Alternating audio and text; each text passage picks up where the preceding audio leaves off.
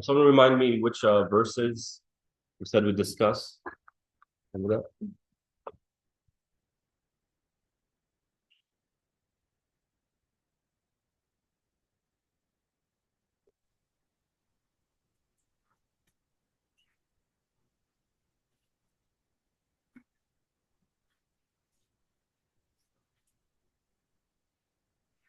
The last thing I've written down is imagine a Muslim asking you, Yeah, that's it. What is it? how could I trust that the Quran we have today is what was revealed to the Prophet? I saw this. All right. So answer. What would you all say? And by the way, the point of these discussions isn't for you to give me the right answer, but rather for you to develop the or to contemplate, right? How do I present this to somebody who disagrees with me? Like, how do I take the Quran, the language of the Quran, and uh, present it in a way that's relevant and understandable to somebody who's not on the same page as me, right? This is something that requires practice. It's not something that you're born with, right? So fire away. It's a little bit dim in here. What do you all think? You want dim like this or a little bit more light? Okay. Let there be light. Thank you. Bismillah. Come on. Yeah, to start by saying that a lot of the companions of the Prophet ﷺ didn't memorize it, and just remind them that a lot of Muslims today still haven't memorized, just so that it doesn't seem like something that's impractical or impossible, that people today still in fact memorize so many different chapters, if not the whole entire thing, so that the companions at the time didn't memorize it. And they a lot of it was written down as well, and then it was compiled within the lifetime of the people that heard it straight from the Prophet himself, and they went through a very strict process of gathering, compiling, establishing the facts of the matter through witnesses. And so it was a very, rigorous process that they went through to make sure that what we have today, in fact, it came from the Prophet himself. Okay, so just to be clear though, just because just because people have it memorized today doesn't mean they have the original memorized, right? But yeah, I think it is there is an argument to be made in that, well, people memorize it today, so don't be surprised by the claim that people memorized it back then.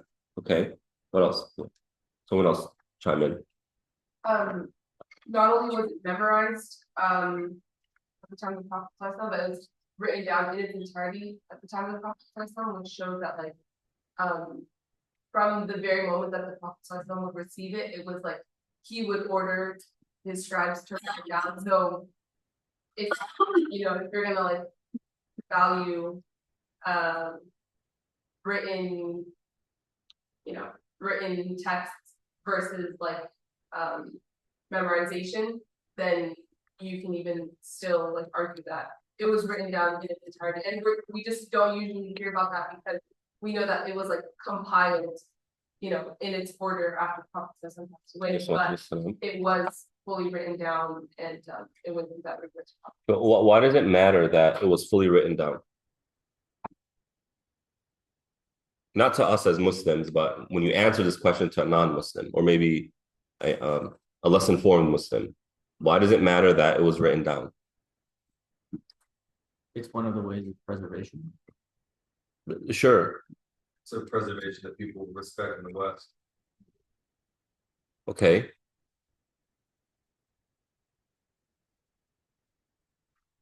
Anything that's not written down is not held in the same regard. It's not seen as it can be treated as a primary text. Sure. Okay. Is your main question if you're talking to somebody who's not Muslim, you have convincing them that they asked you. They asked us that prove to me that the words that you have are the words that came out of the Prophet Muhammad. Mm-hmm. Is that the question? Yeah. I would say that we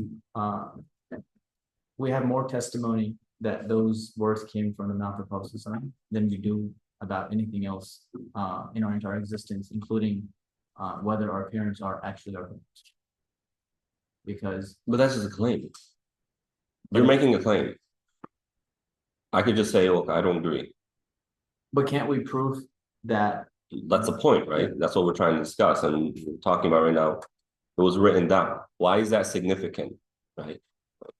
So a few things were mentioned, but don't forget that a lot of people assume that it wasn't written during the time of the prophet. They think or they assume it was written 100 years after the prophet or whatever, right? Where does that assumption come from? Biblical understanding of. Exactly, right? This is a golden point when it comes to our conversations with the Western world. They see Christianity as the best version of religion. And if Christianity failed, then what? Christianity is the best. Christianity failed. That means what? Everything else is min bab awla, as they say, right? If Christianity failed, then these failed even more. If the Bible wasn't written until however many, like 100 years after, right, after Jesus, والسلام, then we just assume that the Quran was written after the fact. That's how it happens, right? Even people who deny Hadith, it's the same presumptions or the same, there's the same assumptions when it comes to the writing of the Bible, right? So always remember this when you discuss with non-Muslims, especially coming from the West, they already have an idea of what religion is, what it's meant to be, what it's supposed to be, what it's supposed to do, and its origins as well. And then they take that and just apply on everything else, any other religion. All right. What else would you tell them?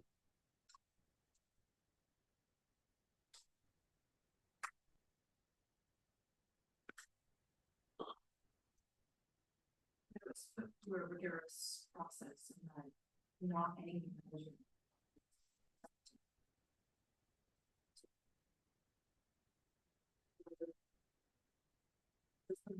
Sure that everything. Source and not only that, but all. Okay, so what was the word that the book uses? And I used? What was employed? What was used? No. Not an Islamic term, but the English word that was used to what? No, not scribes. This process, a what? Methodology, right? The Western world glorifies the scientific method, right? They glorify the scientific method. You all learned the scientific method, right? It's pretty basic. You start off with an observation. The observation repeats itself. You keep seeing the same thing. And then from there, you develop a hypothesis. And then you test the hypothesis. If it checks out, it becomes a theory. Now, other people need to be able to replicate what you just did. And if it consistently brings the same result, it becomes a law, right? This is a scientific method. Now, we could agree, disagree with the scientific method. That's beyond the point. I don't think there's anything wrong with it, but that's beyond the point. The idea is this is how the Western mind thinks, right? And so you need to use that. So when we say that there was a methodology applied, well, okay, well, what was that methodology now? And if there's a methodology, that means it can be replicated. It can be tested, right?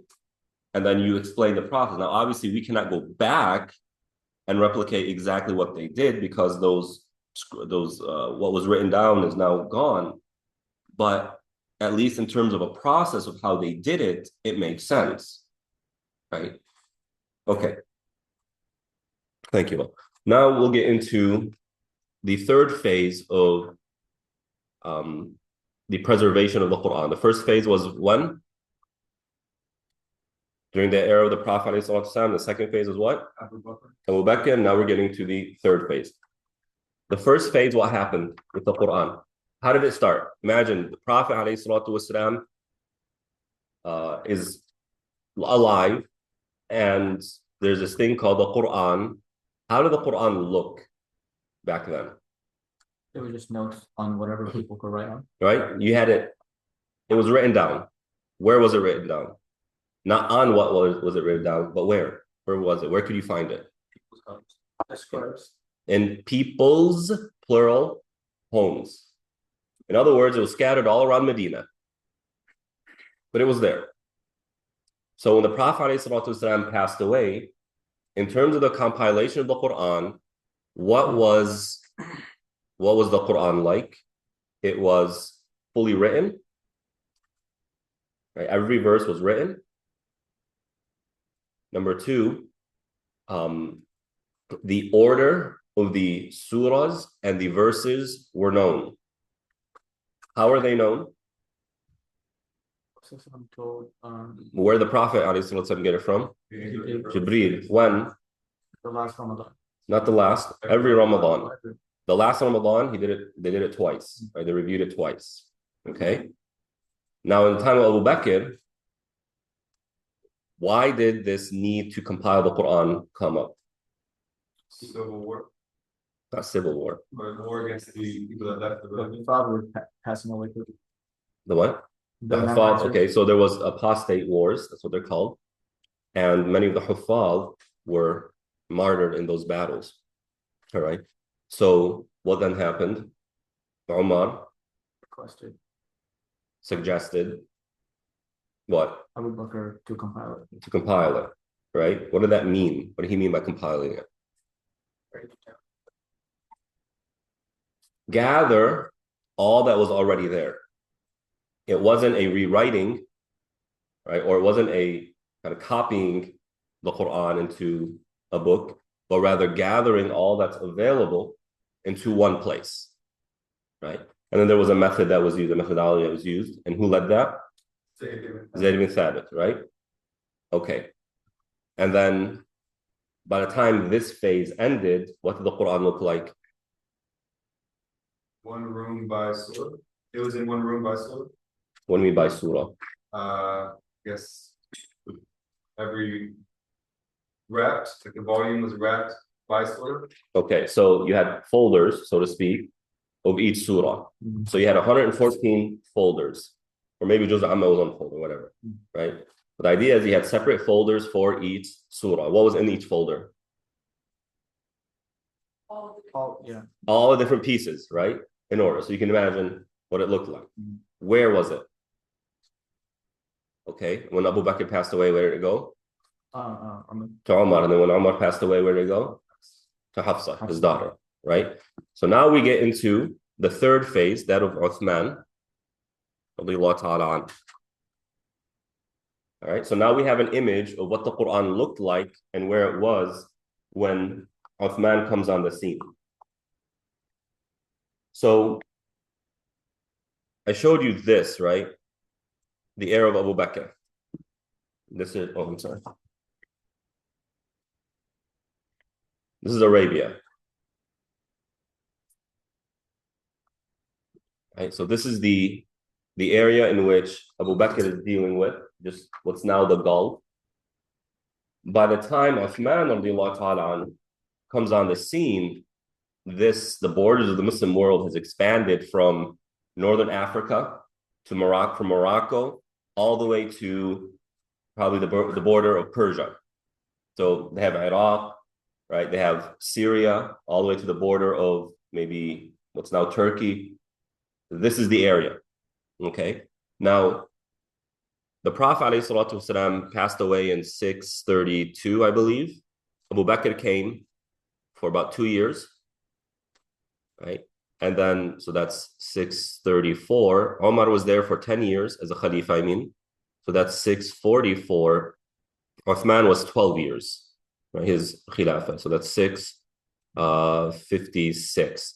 So somewhere in this, let's just say the halfway point, let's say 650, right? You have a healthy 28 years that have passed. Why is that important to know? So we have a massive expansion of the Muslim borders, right? And a healthy amount of time that has passed, 28 years. right? In 28 years, what happens?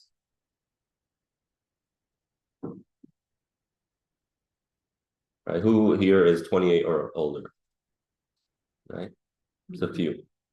You understand what these young ones say? You understand Gen Z lingo, or I shouldn't say Gen Alpha, whatever they're called now, Generation Alpha. You understand what they say? Is it 28 or 18? No, from 32 to 50. Oh, it's 18. You're right. Anyway, but still a healthy amount of time, right? Grant, you understand what these young ones are saying? Their slang?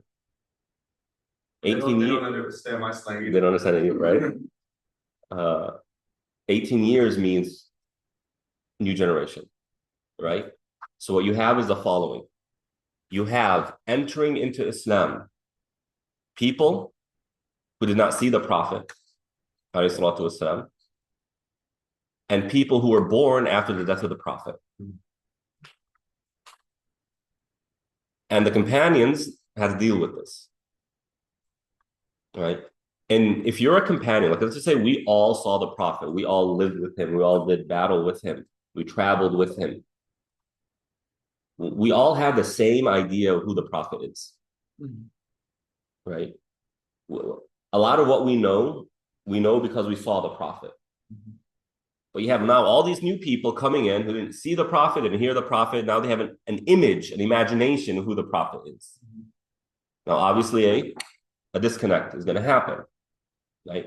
There's a lot of history here, but we're going to focus on the compilation of the Quran. So, looking at this at page 18, the companions taught the Quran to this new generation. Now, we'll talk about the topic of the qira'at and the ahruf, the dialects of the Quran and the recitation of the Quran in a separate chapter, but we have to mention it now. When the Prophet ﷺ would receive revelation, right, he would then teach it to the people around him. Some of them wrote it, his scribes, but others just learned it verbally. And they memorized it orally, all right? And the Prophet ﷺ, again, we'll discuss more in detail in the separate chapter. I'm not going to get into that because it's a whole separate discussion. So not everything makes sense in terms of this topic. Bear with me here. The Prophet ﷺ would teach people according to their particular dialect, right? Depending on what part of Arabia they're coming from, they have a different dialect, not different accents, not a different way of pronouncing certain letters. I'm talking about different dialects. It's the same language, different dialects, meaning they use different words for different things, all right? So the Prophet would teach the same verse to different groups of people in slightly different ways, depending on variation in dialect, okay? So you have companion A, and then B, and then C, and D, right? Each one spoke a different dialect. And each one learned the Quran from the Prophet directly based on their dialect. All right. Now, A went to Egypt and he taught Muslims in Egypt the Quran. B went to Iraq. C went to Syria. And D went to Yemen. And again, each one is teaching their students according to the way they heard it from the Prophet ﷺ. These young ones didn't know about this. So when student from Egypt goes to Syria and he's standing there behind the Imam, and the Imam is now reciting the Quran using words that I know those verses, I know this surah, you're saying it wrong. That's not the way I learned it, right? That's not the word I was taught. You can imagine, we know how Muslims are. If we're feisty today, imagine back then, right? What will happen if the Imam is standing and reciting the Quran and he recites a verse incorrectly? It's going to be corrected. He's going to be corrected, right? Normal, it happens. The person who corrects from behind says, okay, he forgot. Now the Imam repeats the same verse with the same variation. Person behind corrects. Third time, okay, this is now stubbornness, right? This is what's going on here. So after Salah, you can imagine, you're reciting it wrong. No, I'm reciting it right. This is how I memorized it. No, this is how I memorized it. You're wrong. No, I memorize it from companion so-and-so. No, I memorize it from companion so-and-so. You're playing around with the Quran. What happens to someone who's playing around with the Quran? What are they? They're a kafir, right? You're a kafir because you're intentionally, right? You're intentionally twisting the Quran. This is what's happening in this time. So you understand the context, the origins, how this came about, all right?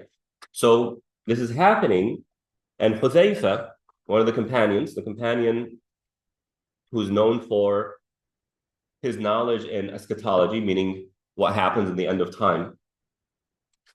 Hudhayfa goes to Uthman radiallahu ta'ala and says, Uthman, hurry up. This ummah is about to go into war with each other. Why? What's going on?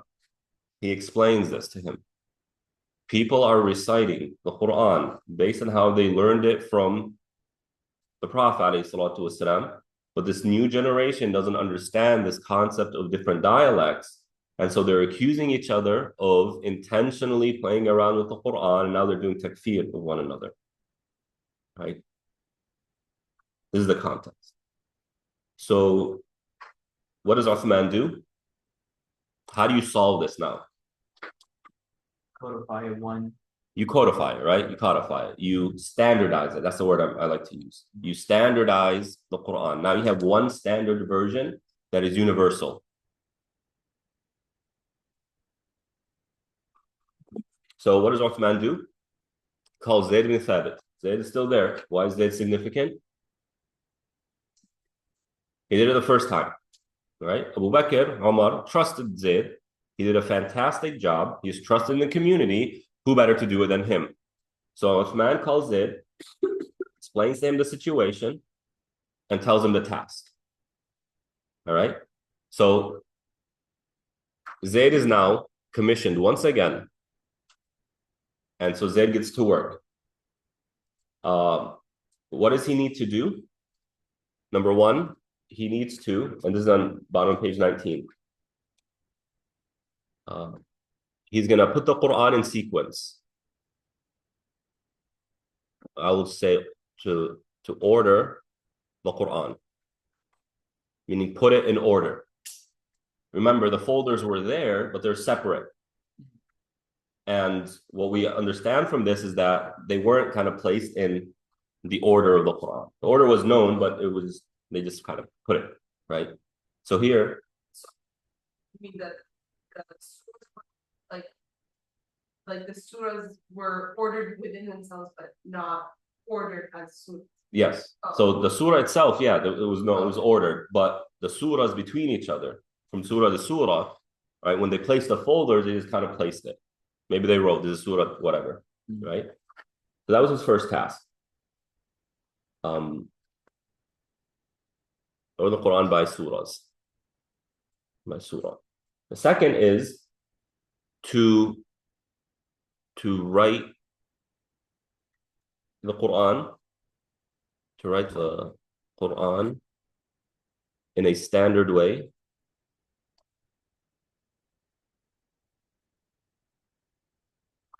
While, there's a sub point here, while allowing, or I should say incorporating, it incorporated the different recitations. Okay.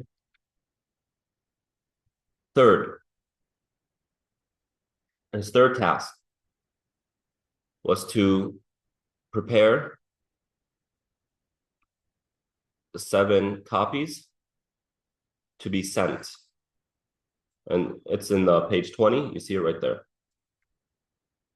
where it was sent to. And then the fourth task is the verification of each verse. Okay, we'll explain this here. So he was tasked with this. Now he's putting together a committee to do it, right? The first one, pretty straightforward, right? Now he's going to put the Quran in one book. Where's the Muslim? You know what? I can pull it up. Yeah. So he's going from the separate folders full of bones and leather and bark and whatever into something written like this, right? I don't know what kind of paper they used. It was probably leather, right? But something like this, where he then would copy this into 7 master copies. And he sent it to what was then the major cities or the major concentration of Muslim populations back then. And then from there, the governor or whoever would then command anybody who had a Quran, a written Quran, to burn it and to copy this, right? That's what it means by standardizing the Quran. Now, when it comes to incorporating the different recitations, now, again, recitation, we'll discuss that in a future chapter. But for now, just to show you what that means. By the way, this copy of the Quran, they call it Nuskha al-Uthmaniyya. The Uthmani copy. It has nothing to do with Uthman ibn Affan, right? What's meant by that is this calligraphy, how the words and the letters are written, was done by a person named Uthman, who's still alive today. He's named Uthman Taha, I believe, right? So this is the Medina calligraphy of the Quran. And Sheikh Uthman is the one who wrote it. That's what it means. It has nothing to do with Uthman ibn Affan, right? Now, when you open up to, let's say, Surah Al-Fatiha, let me put up on the screen for you.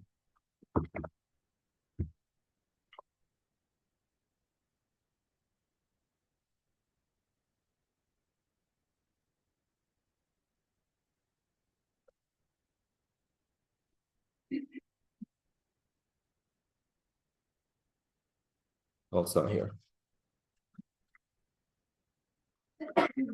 Okay, so I'll pass it around here a second. For those online, if you look at Maliki Yawmiddin, verse number 4, the word Malik. You see the word Malik? Yeah? People online, I need to hear you. Yes, Sheikh. Okay. Yes. Where's the alif? We recite Malik, right? Where's the alif? It's Mim, Lam, Kaf, right? Right, it's Malik. Maliki, which we know is what? A qira'ah. Some people recite it this way, Maliki. But if you notice that there's that line between the Mim and the Lam, like a disconnected line, vertical one, you see that? Yes. Yeah? That's the alif. That's meant to incorporate our recitation, Maliki Yawmiddin. You see what I mean? All right? Mm. I'm going to walk around here and show you.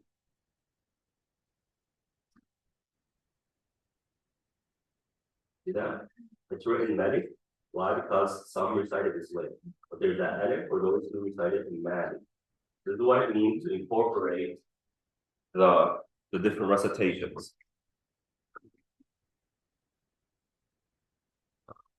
See right here? It's written Malik with the alif. That's meant to represent an alif, right? For those who recite it Malik. This is what it means to incorporate As different. opposed to what? Maliki versus Malik, Oh, okay. right? Up there it's written with Malik. See? Exactly. Right here it's written, this is how we recite it. Malik. That's why it's up. They just put the alif instead of the. So the meme is connected to the lamb. They say Malik. You have to look at it.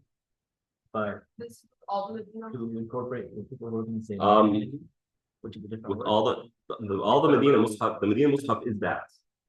So look at that. So all of them are written the These same way. others, For the Medina one. yeah, But when we say the Medina Mus'haf, we're talking about Medina today. yeah. We're not talking about Here it's Medina these back that then. cap. With a little hidden. What is it? They don't you say that It's not, You could say this. but Qira'a is It's two ways, they're not here. right? So. Where you hear Maliki is northern Africa after west of Egypt. So Libya, Algeria, Morocco, they recite primarily Welsh and a lot of the African Muslim countries. And that's what this is. This has both, Okay, I got it. you know what I'm saying? Yeah. So they incorporate that you can do it either way. Okay, I got you. Right?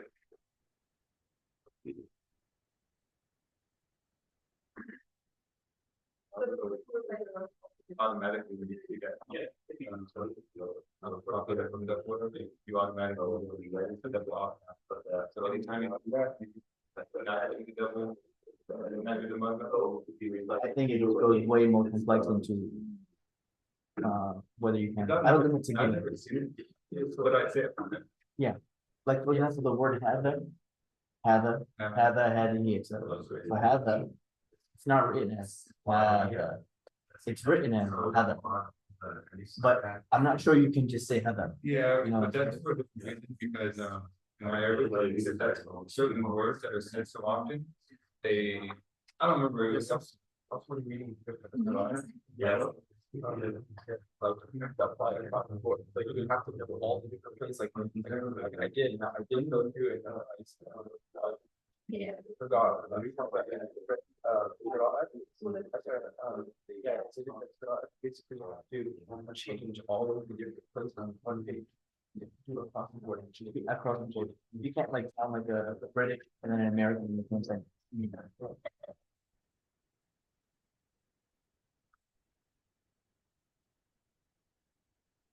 Some of them are more written like there's a Alright. law in another place stuff like that. Sounds weird. Okay. Now, so that's that. Prepare 7 copies, explained it. This last one, the verification process. Like the compilation during the era of Abu Bakr, Zayd ibn Thabit had a methodology, right? How does he verify the verse? He did the same thing here. How did he do it? Well, number one, he already had a master copy, right? That he then wrote. But where did the extra step come in? It is the multiple dialects, right? Which we want to do a standard one now, but there are multiple dialects. And again, a dialect is change of words. Soda versus pop. Is there a difference in meaning?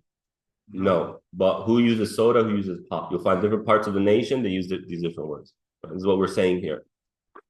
So it's the same meaning, but different words to represent that meaning. It has to be one now. It can't be both.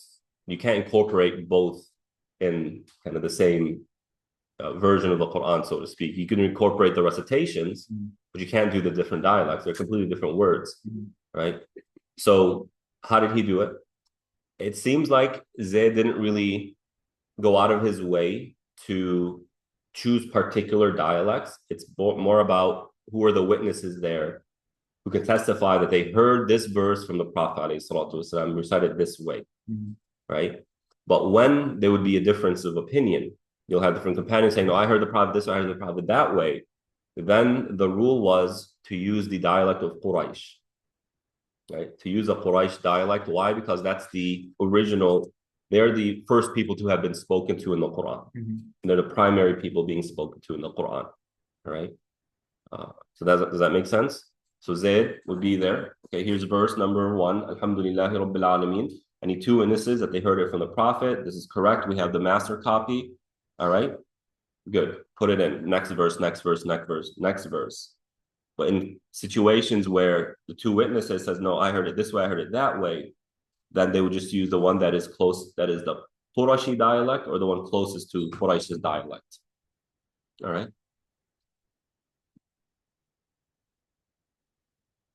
Does that make sense? Let's make sure that is that clear? Yeah. Amira, So it can incorporate the different recitations, but not the different. different dialects. This was. And again, we'll get to the dialects and the recitation a little bit later. Jeff, are you saying that Zayd ibn Thabit took, like, so what he compiled, it was all different dialects, what, like, if. Yes, Okay, so it wasn't one whole no, thing. Could you say the difference between the recitation and the dialect? I thought you were saying kind of like they were similar. no, the recitation is how you Mhm. recite, the dialect is what you recite. So the example you just gave is a difference in recitation, Yes, not in dialect. not a dialect. And so this process, could you say that last part with that understanding again, that he's taking it and putting it all together, not taking into account differences of recitation and not also omitting differences in dialect. If there's a difference in dialect, he's taking the Qurayshi dialect. If they disagree, the people who are witnessing, if they disagree, then he'll go with the Qurashi dialect.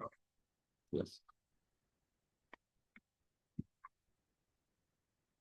Okay. Now, so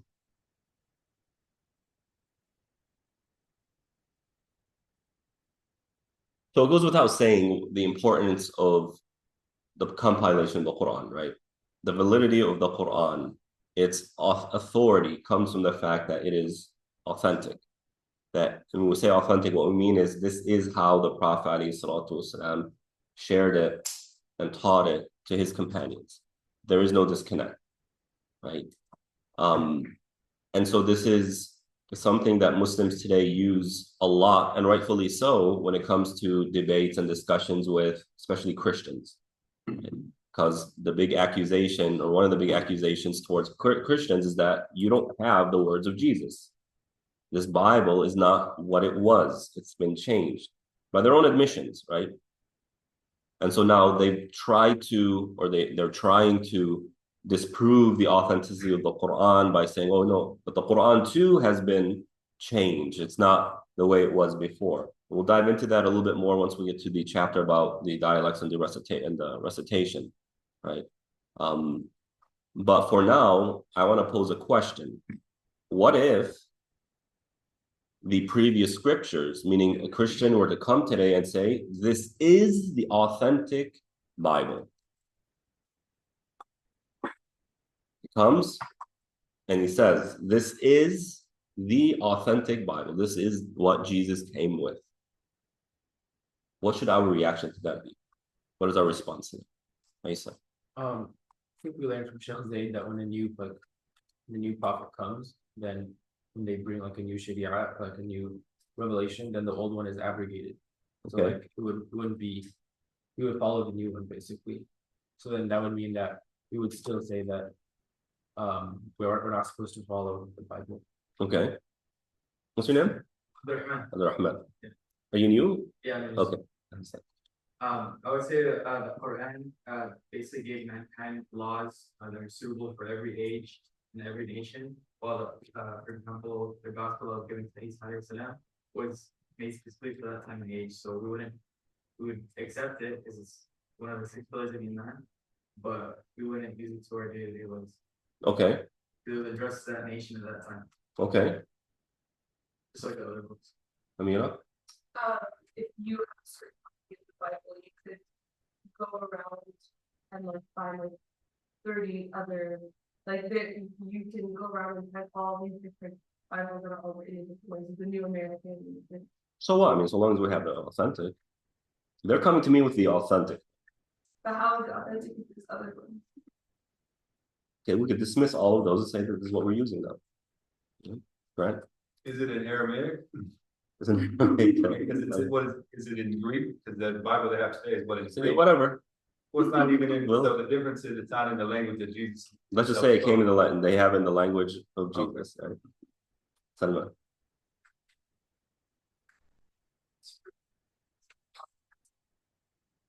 You have this is the authentic. Let's say they prove it. Let's say that we even accept that it's from Jesus, right? The point is that it's from Jesus, for Jesus' people. The Prophet Muhammad SAW, his teachings are just as authentic as this Aramaic Bible.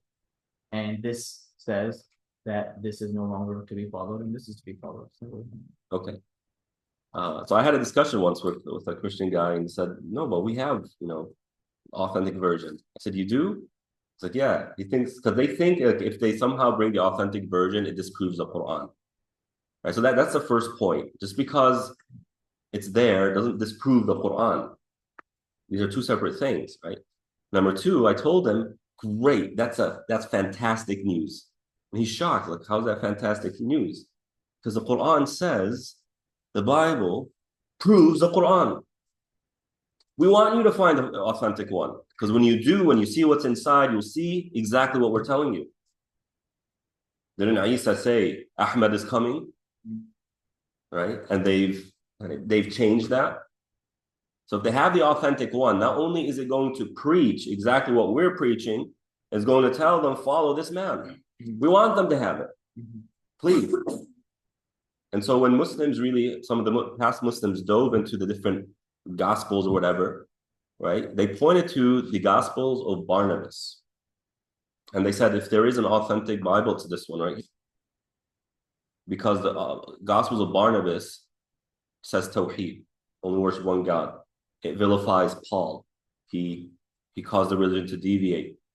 And there's a lot of elements that we are familiar with. But when you bring this up to the Christians, say, hey, what about the Gospel of Barnabas? They said, no, that's been, by consensus, we say it's not authentic. Well, how convenient, right? So when they come and say, yeah, we have it, yeah, we're happy, please bring it. Bring it. We want you to prove it. You'll make our lives easier. Because the Quran literally says, مُصَدِّقًا بِمَا بَيْنَ يَدَيْهِ. Right? What is before verifies what comes after. Quran. Okay.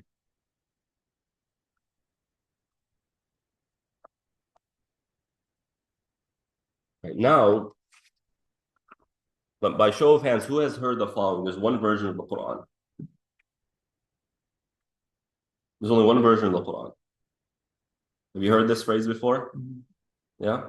Okay. Most of us have. It was tossed around a lot in da'wah. There's only one Quran and whatnot.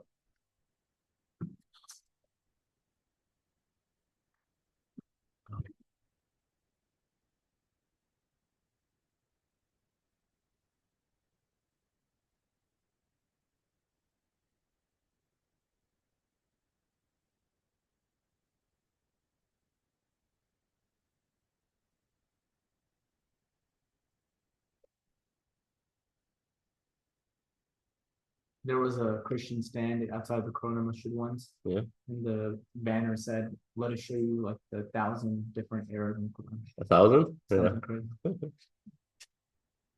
So, right here. You see the circle? Kabir versus Kathir.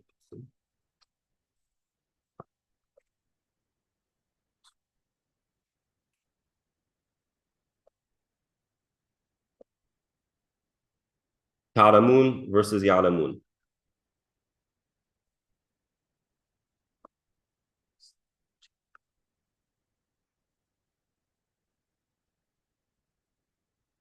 فإن الله هو الغني الحميد versus فإن الله الغني الحميد. All right. So, what am I saying here? We Muslims, our parents' generation, since they weren't fully acclimated with what's going on and their level of education in Islam is very limited, and now they have to take on the task of actually presenting Islam and representing Islam, you found that some slogans, they held on to some slogans that weren't best worded, like the there's only one version of the Quran slogan. So what's going on here? Although it's rare to come across, there are different masahif, different mushafs. right?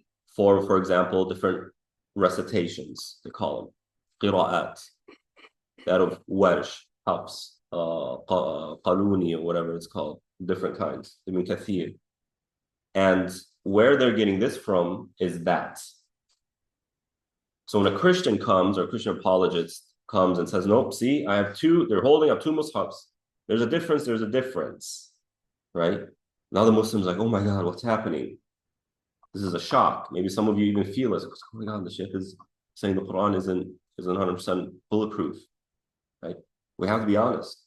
We have to be aware what's out there, right? This is out there. I have seen these masahif myself, right? One of my community members found the mushaf that's, I don't know, for Warsh in the masjid, and he says, Shaykh, Wala is here and Fala is here. And he's going crazy. Like, this is a wrong Quran, right? This is there. These are different recitations or qira'at. So we have to, number one, be aware. Number two, understand what it means. And I'm giving this to you now so that it stays on your mind for when we get to the chapter about the qira'at. But for now, this phrase, there's only one version of the Quran. We have to reword it, right? We have to reword it. And we'll work on that, inshallah, once we get to that chapter. So yes, I'm leaving you all with a cliffhanger here to let it boil a little bit, let you think about it. But the answer is simple, right? You know what? I'll just give you kind of the Cliff Notes version of the answer. We know already that there are different, the Prophet ﷺ recited it, taught it different ways, right? Okay. Whether it's kabir or kathir or fala or wala, we know that it goes back to who? The Prophet. The Prophet taught it this way and that way. And so although there's variation, that variation is coming from the Prophet himself, who took it from Jibreel. So this is Quran and this is Quran. These are both Quran. It's not, maybe it's this way or maybe it's that way. It's not one of them is Quran and the other one is a guess. They're both from the Prophet. The Prophet recited it both ways. So whichever one you choose, it's from the Prophet and then from Jibreel, then from Allah subhanahu wa ta'ala. But we'll dive more into that, I think chapter 9 or whatever it is. Okay, so that concludes the chapter on the compilation of the Quran. Very, very important. You're gonna get a bunch of these questions on this in the midterm, which is next week, right? So study the details here because it's multiple choice. I'm gonna be asking you very particular questions. Okay, any questions on that chapter? I had a quick question. So if you said the Prophet ﷺ, he taught the Quran in the different dialects according to whoever he was teaching, but did he come up with those different ways of saying and reciting the Quran like from his own mind, or did Jibreel tell him, hey, when you go to this tribe and this tribe, use these words, or was it something he decided on his own? No, so the Quran, the words of the Quran had to have come from Jibreel, right? And in the hadith, the Prophet says the Quran has come to me in 7 dialects. So the Prophet is saying it has come to me, meaning Jibreel taught him the verses based on dialect. But the Prophet was familiar with the various dialects. So when a people from this tribe would come, he knows their dialect, so he teach them the verse that is in accordance to their dialect. Okay, thank you. All right. Any other questions? Rama, right?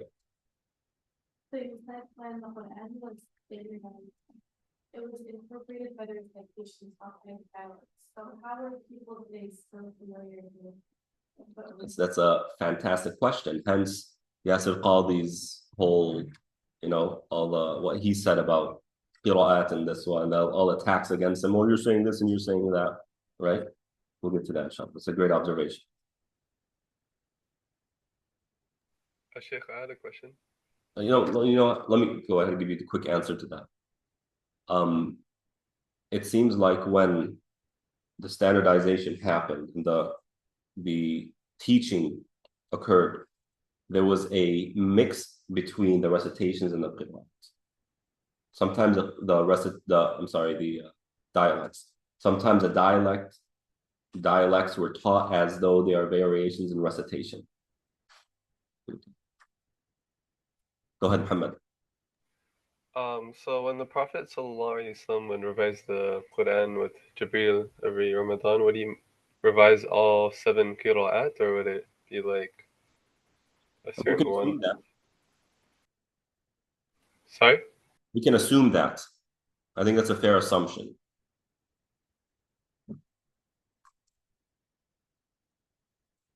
Any other questions? All right.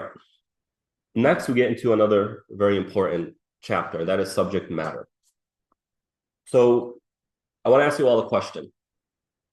Sounds like a very obvious question, kind of first grade type question, but you'll see that we don't have a deep enough understanding. And the question is, what is the purpose of the Quran?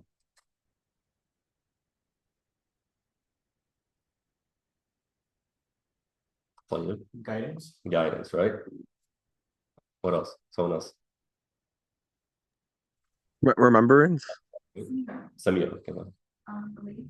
Belief, okay. A way of life, okay. Someone online spoke.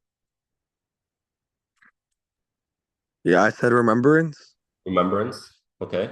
So guidance to what? Belief in what? A way of life. What's that way? Remembrance, what are you remembering? Well, You see what I mean here? We tend to have an answer that's not very clear. Because someone could come and say, well, this remote is my guidance. Is it a false statement?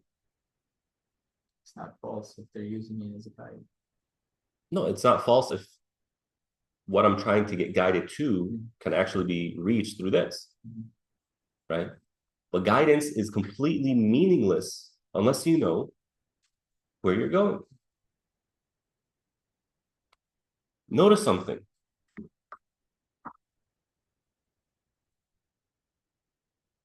How when the companions, they were nobodies. They were nobodies living in a desert that nobody cared to colonize. That part of the world is the only part of the world that's never been colonized in history till this day. Even the Western powers didn't care to colonize it. It's said that Alexander the Great, when he was going from North Africa, he crossed by Arabia, he looked into the desert and just kept going towards India. I don't know if that's true or not, but like this is Arabia, the most irrelevant people. And within a course of 23 years, they took down Rome and Persia. Let me use today's world to help us better understand this. And I think I've already said this to you. Imagine a group of people coming out of the Ivory Coast. Has anyone heard of the Ivory Coast? Yeah? Maybe, huh? It's a Western African country that nobody's heard of. And then it's tiny. Right? Imagine a people coming out of the Ivory Coast and in a matter of 5 years, completely decimating America and China at the same time. This is literally what happened. And Jordan Peterson is like, yeah, well, the Western world went into a cultural shock when the Muslim armies came. And he's mad till today. Okay, it's been 1,400 years. You're still mad about it? It's unbelievable. Right? It's still a shock to them today. Right? I mean, even the Persian general, it's like, who are these Arabs? Like, what are you guys doing here? Well, we know you exist, but what are you doing here? Completely unexpected. How did they become that? They became it through the Quran. That's the power it gave them. And today, we don't know how to use the Quran to answer questions. And if people try, it's just this very lazy copy paste. And it sounds so out of date that it's like, okay, this guy is just crazy. So the Quran, this is power. Literally, it is power. You don't absorb this except that you're more powerful in a good way. So what is the purpose of the Quran? If we don't unlock that, then how do we know how to engage it, right? So it's one thing to know how to communicate the ideas of the Quran in a way that's understood by the people of the time and its culture. And it's a whole, that needs to be preceded, however, by us being able to actually engage the Quran. How do I talk to this? How do I let it talk to me? How do I benefit from it? How? You know, Khalid bin Walid barely had any surahs memorized. I mean, he would sit there, imagine, the general of the army, Khalid bin Walid, this legend. And imagine, so I'm going to pray behind Khalid bin Walid. I wonder what he's going to recite. He's saying, Qul huwa Allahu ahad. It's in Fajr prayer. Qul huwa Allahu ahad, Allahu samad. ولم يولد ولم يكن له كفوا أحد. He barely knew any Quran, but he knew the meanings. He understood it. He absorbed the meanings, even though he didn't have it memorized. Not much of the companions had the Quran memorized. They had the meanings. So when we say you know the Quran, it's not that you have it memorized. You know the meanings of it. Abu Bakr didn't have the Quran memorized, right? So what is the purpose of the Quran? Now, the scholar said the following. All of Revelation was summarized in the 5 books that are mentioned in the Quran. The scripture of Ibrahim, the Torah, Injil, the Psalms, and the Quran. These 5 are summarized in the 3. The Torah, the Injil, the Quran. Right? And these 3 are summarized in the Quran. And the Quran is summarized in the Mufassalat, the shorter surahs, from Surah Qaf till the end. And these surahs are summarized in Surah Al-Fatiha. So all of Revelation is summarized in Surah Al-Fatiha. And Surah Al-Fatiha is summarized in a verse. What's that verse?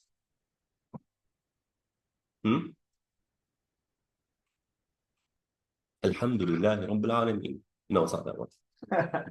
Right? It's summarized in one verse.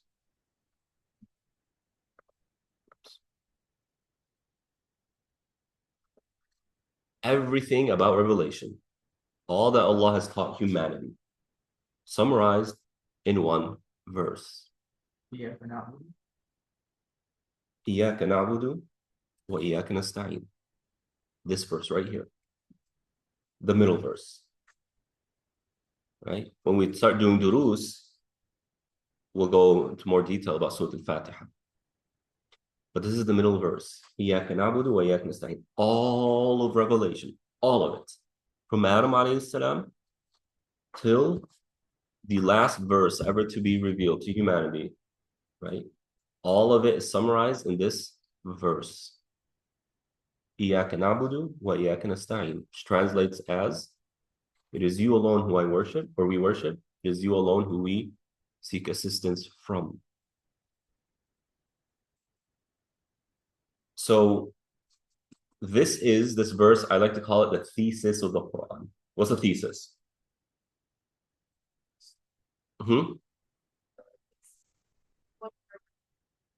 It doesn't give meaning to it. Statement that captures the overall intent of writing. A thesis literally means your position. Right? My computer shut off. Yeah, my batteries. Do you need this? No, this is an older one. I have a charger one. Is this one? No, it's just a portable charger. No. It needs to be like this. I forgot to charge it. That's not right. A thesis is the position in which the rest of the essay or the book is going to revolve around. You know how when you write an essay, they say in the introduction paragraph, there needs to be the thesis, right? And if there's a paragraph in the essay that has nothing to do with a thesis, what happens to your score? It goes down, right? You're deducted. So this doesn't belong here. It's not like in the Middle East where you just write everything. Hopefully you say the things that need to be heard, right? It's like, oh, it's here. You got full score and whatnot. Here's the opposite. If you're saying things that have nothing to do with the thesis, you're marked down points.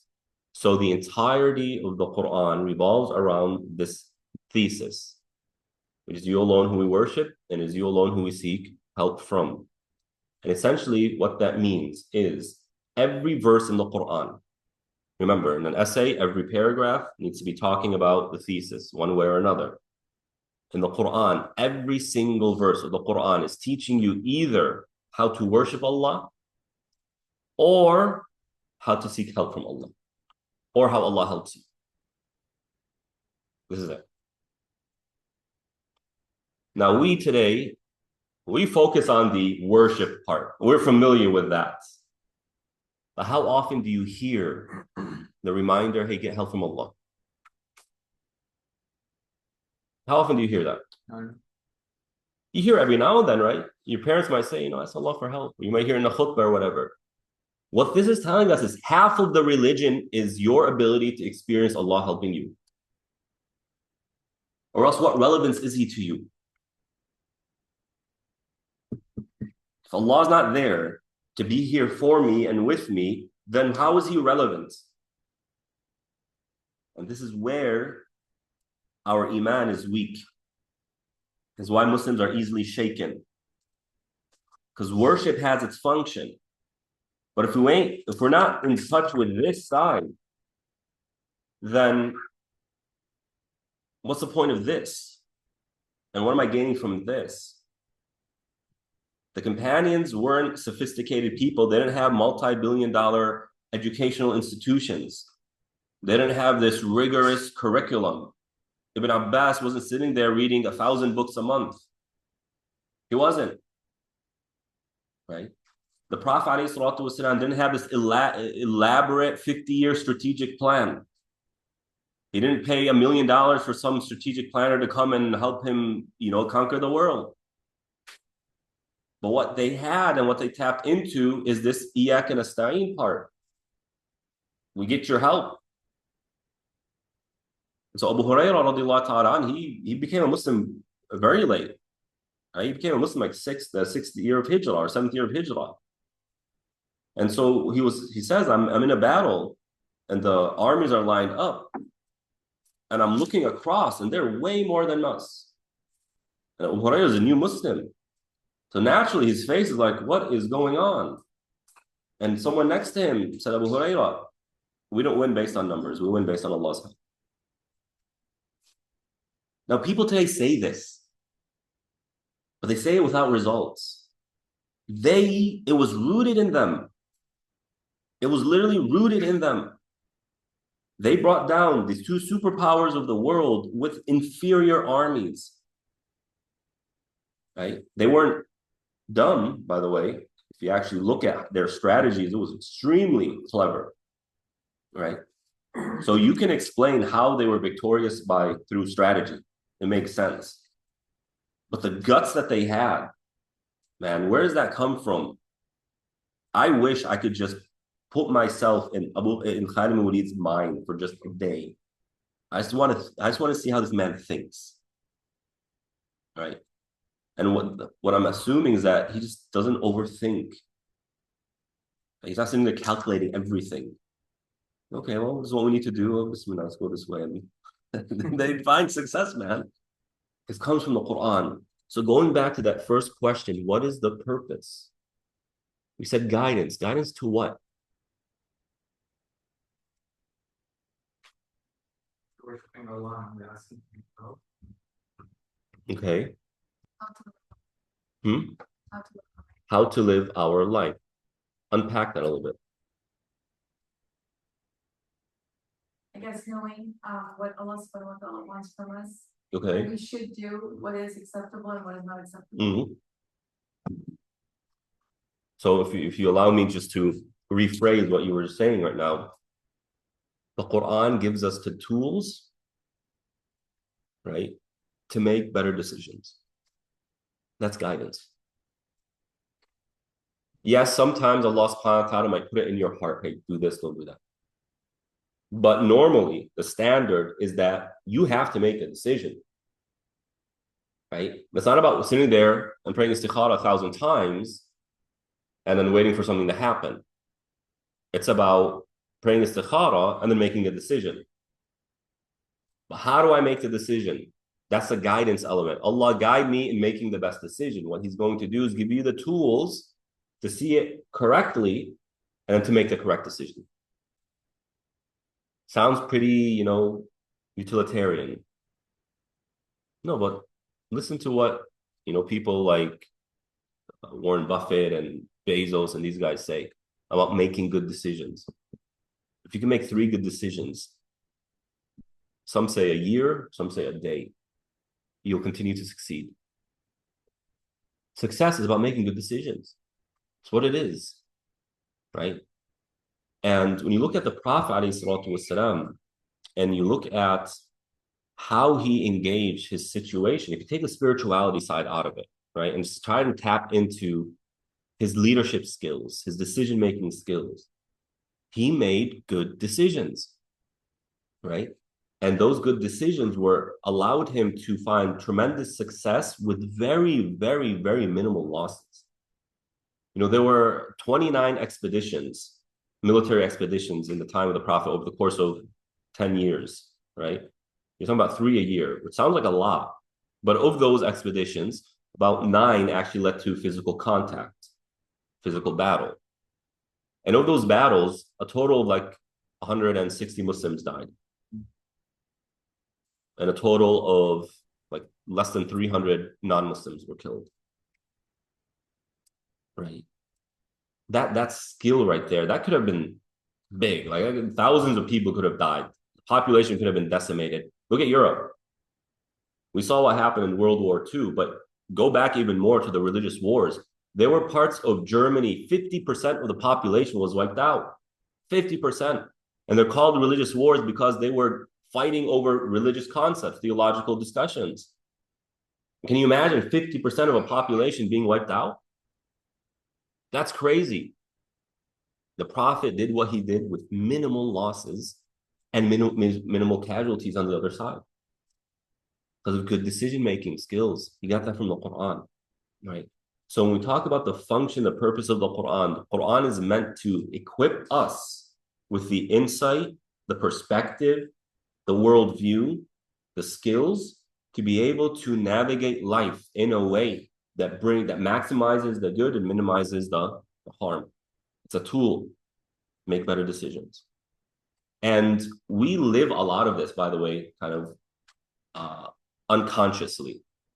When you look at families, you don't have this problem of kids not knowing who their parents are, or kids being born out of wedlock and whatnot. We take this for granted. Because when you actually have discussions with non-Muslims, and they look at our families, they're like, I don't know this exists. It's so beautiful. To us, what? This is all we know. Well, we know this because the Quran told us, right? So while we might have major challenges when it comes to parenting, it's nowhere in comparison to what non-Muslims are going through, because they don't have that guidance, right? So we are living it to an extent. It's about being conscious of what we're already doing and then pushing that further, right? So this is the purpose of the Quran. This is what we're trying to do.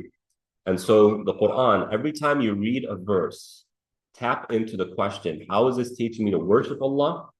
How is it showing me how Allah assists me? Because the stories of the Prophet, it's not just stories. It's meant to inspire us. We know this. How does it inspire us? It's showing you how Allah assisted these people. Look at it that way. Oh, well, okay, if Allah assisted them, okay, well, I can assume He's going to assist me. and how he assists, right? So ask the question, how is this verse teaching me to worship Allah, and or how is it showing me how to get Allah's help, or how Allah is helping me?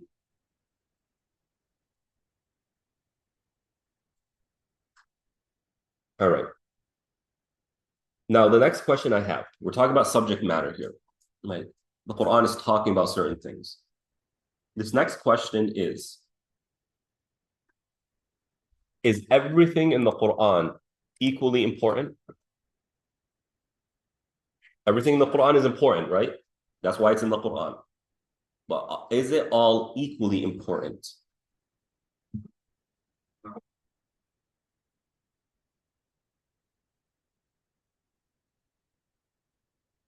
No?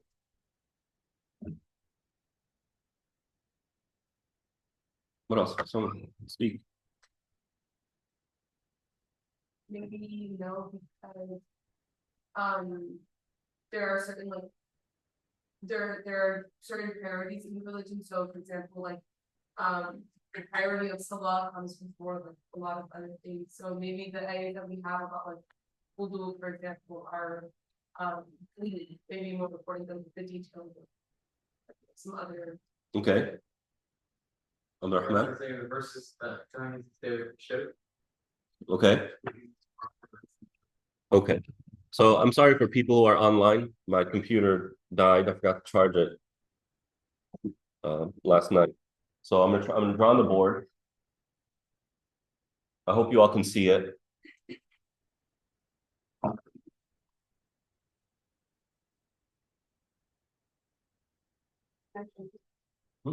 Yeah. All right. Sorry. I think there's some over there as well. Oh, yeah. Okay. Hopefully. You know who wrote this?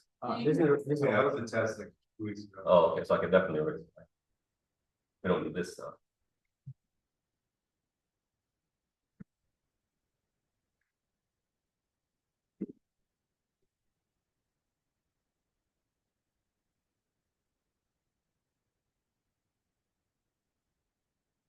All right. So once again, the question is everything in the Quran, everything in Islam equally important? And the answer is no, obviously not. So to give you a very blunt example, is salah equally important to wearing a thawb? Right? That's obvious. So when I talk about this, it's important to understand, to have a kind of a general overview of what is truly important, what's most important in the Quran versus what's, relatively speaking, less important. Once again, anything that gets you closer to paradise is incredibly important. Anything that gets you further away from hellfire is incredibly important. Anything that helps you earn Allah's pleasure a little bit more is incredibly important. So don't see this as some things are important, other things are irrelevant. That's not what we're talking about here. We're talking about what is more important than other things, so that when I engage the Quran, I'm able to engage it with more insights. And what do I need to pay attention to and why? So obviously, what is the most important thing? Okay. Tawheed, right?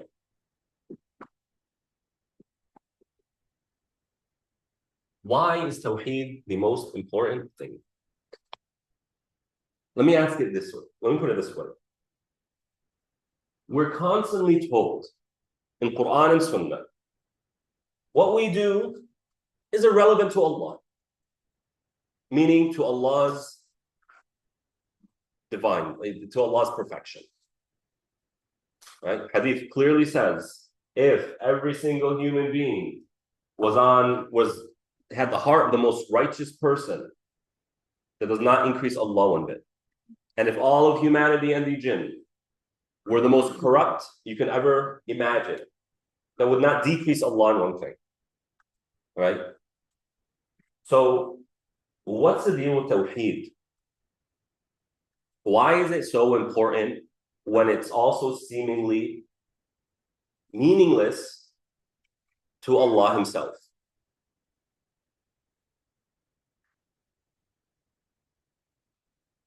Simon. What's the foundation? Without it, you can build up.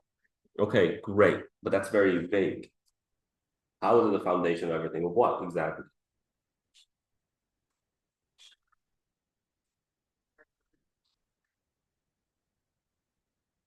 See. Okay, so now you went back to he deserves to be connected. Okay, well, why? Because he created us, so obviously everything goes back to him. Otherwise, it would just be needless. Why? It goes back to, the owner's manual and the how do you operate it? If you don't know how to operate it properly, then you don't really get the full benefit. Okay, someone else. Yes. Or because he commanded us to worship him. Why? No, that makes sense.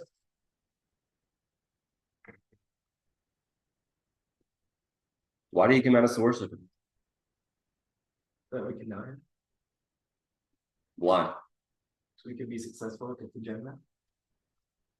Why? Oh,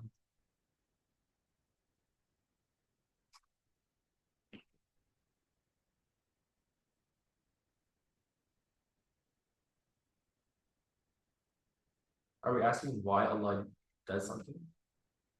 no, you said the last answer you gave was so that we can get to paradise, right? Okay, why? Why do we need to get to paradise? Because if we don't, then we'll get to the hellfire. Okay. One more shot at this. Samir, okay. This world, then we promise the less kind of God that we did worship him. Yeah, but we don't remember that, so that's kind of irrelevant to the question. Like nobody sits there thinking, yeah, I remember that. But it's that question of belief that we know that, right? That's more of the question of the fitrah. It's a different conversation. So by the way, that this why I keep asking why, there is a method that if you're trying to figure something out, it does not take more than answering the question why 5 times until you get to the root of the whatever. It doesn't have to be 5, but by 5 you will have really pinned down what you're looking for. All right. So why is Tawheed so important? Barhani, want to take a shot at it? Because without Tawheed, there's no Islam. So it's like she said earlier, it's the final basis. Why? Why?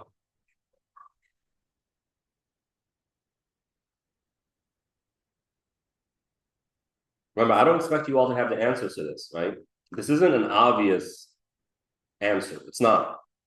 And it's one that Muslims, it's a time where we actually begin to be more sophisticated in how we understand these tenets that we do take for granted, right? If we don't understand this, the function right here, how are we going to tap into its power?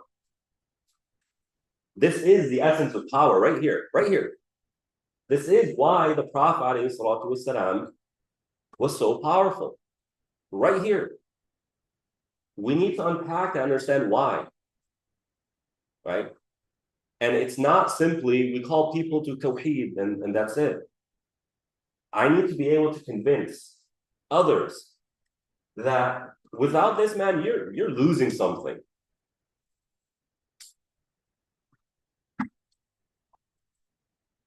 So, define Tawheed. Unity, oneness. Oneness. Okay. Why is that meaningful? Someone else define it in a different way. The absoluteness of God. Okay. There's only one creator? True. All things come from God. True. All actions come from God. All good come from God. Okay. Iblis knows all of that. Obedience is only to God. Obedience is only to God, all right, I'm getting closer. Worship is only for God. Use a different word. Pleasure is only derived from God. Tawheed is submission to Allah. Right? Now, the way you describe it isn't wrong. Right? But for the sake of this conversation, I want to focus on this submission element. And you all have been looking at it from Allah's perspective. Right? The lack of a better term here. I want you all to start focusing on the human being. And try this. Put spirituality aside. Put paradise and the afterlife aside. They are the most important things to us as Muslims in our experience.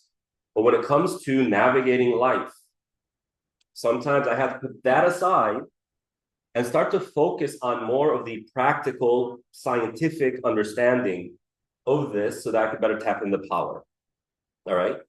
Submission. Now, submission, you can look at this from a psychological perspective. What does it mean to submit? What's really going on in the heart and the mind when somebody submits to something else? Right? This is what I mean here, is what I'm trying to do with you all. When we talk about submission, I don't want to take too much time here. That's like Aqidah class. When we talk about submission, the human being, if they are forced to submit, what is their reaction? Resistance, rebellion. So that's not what we're talking about here.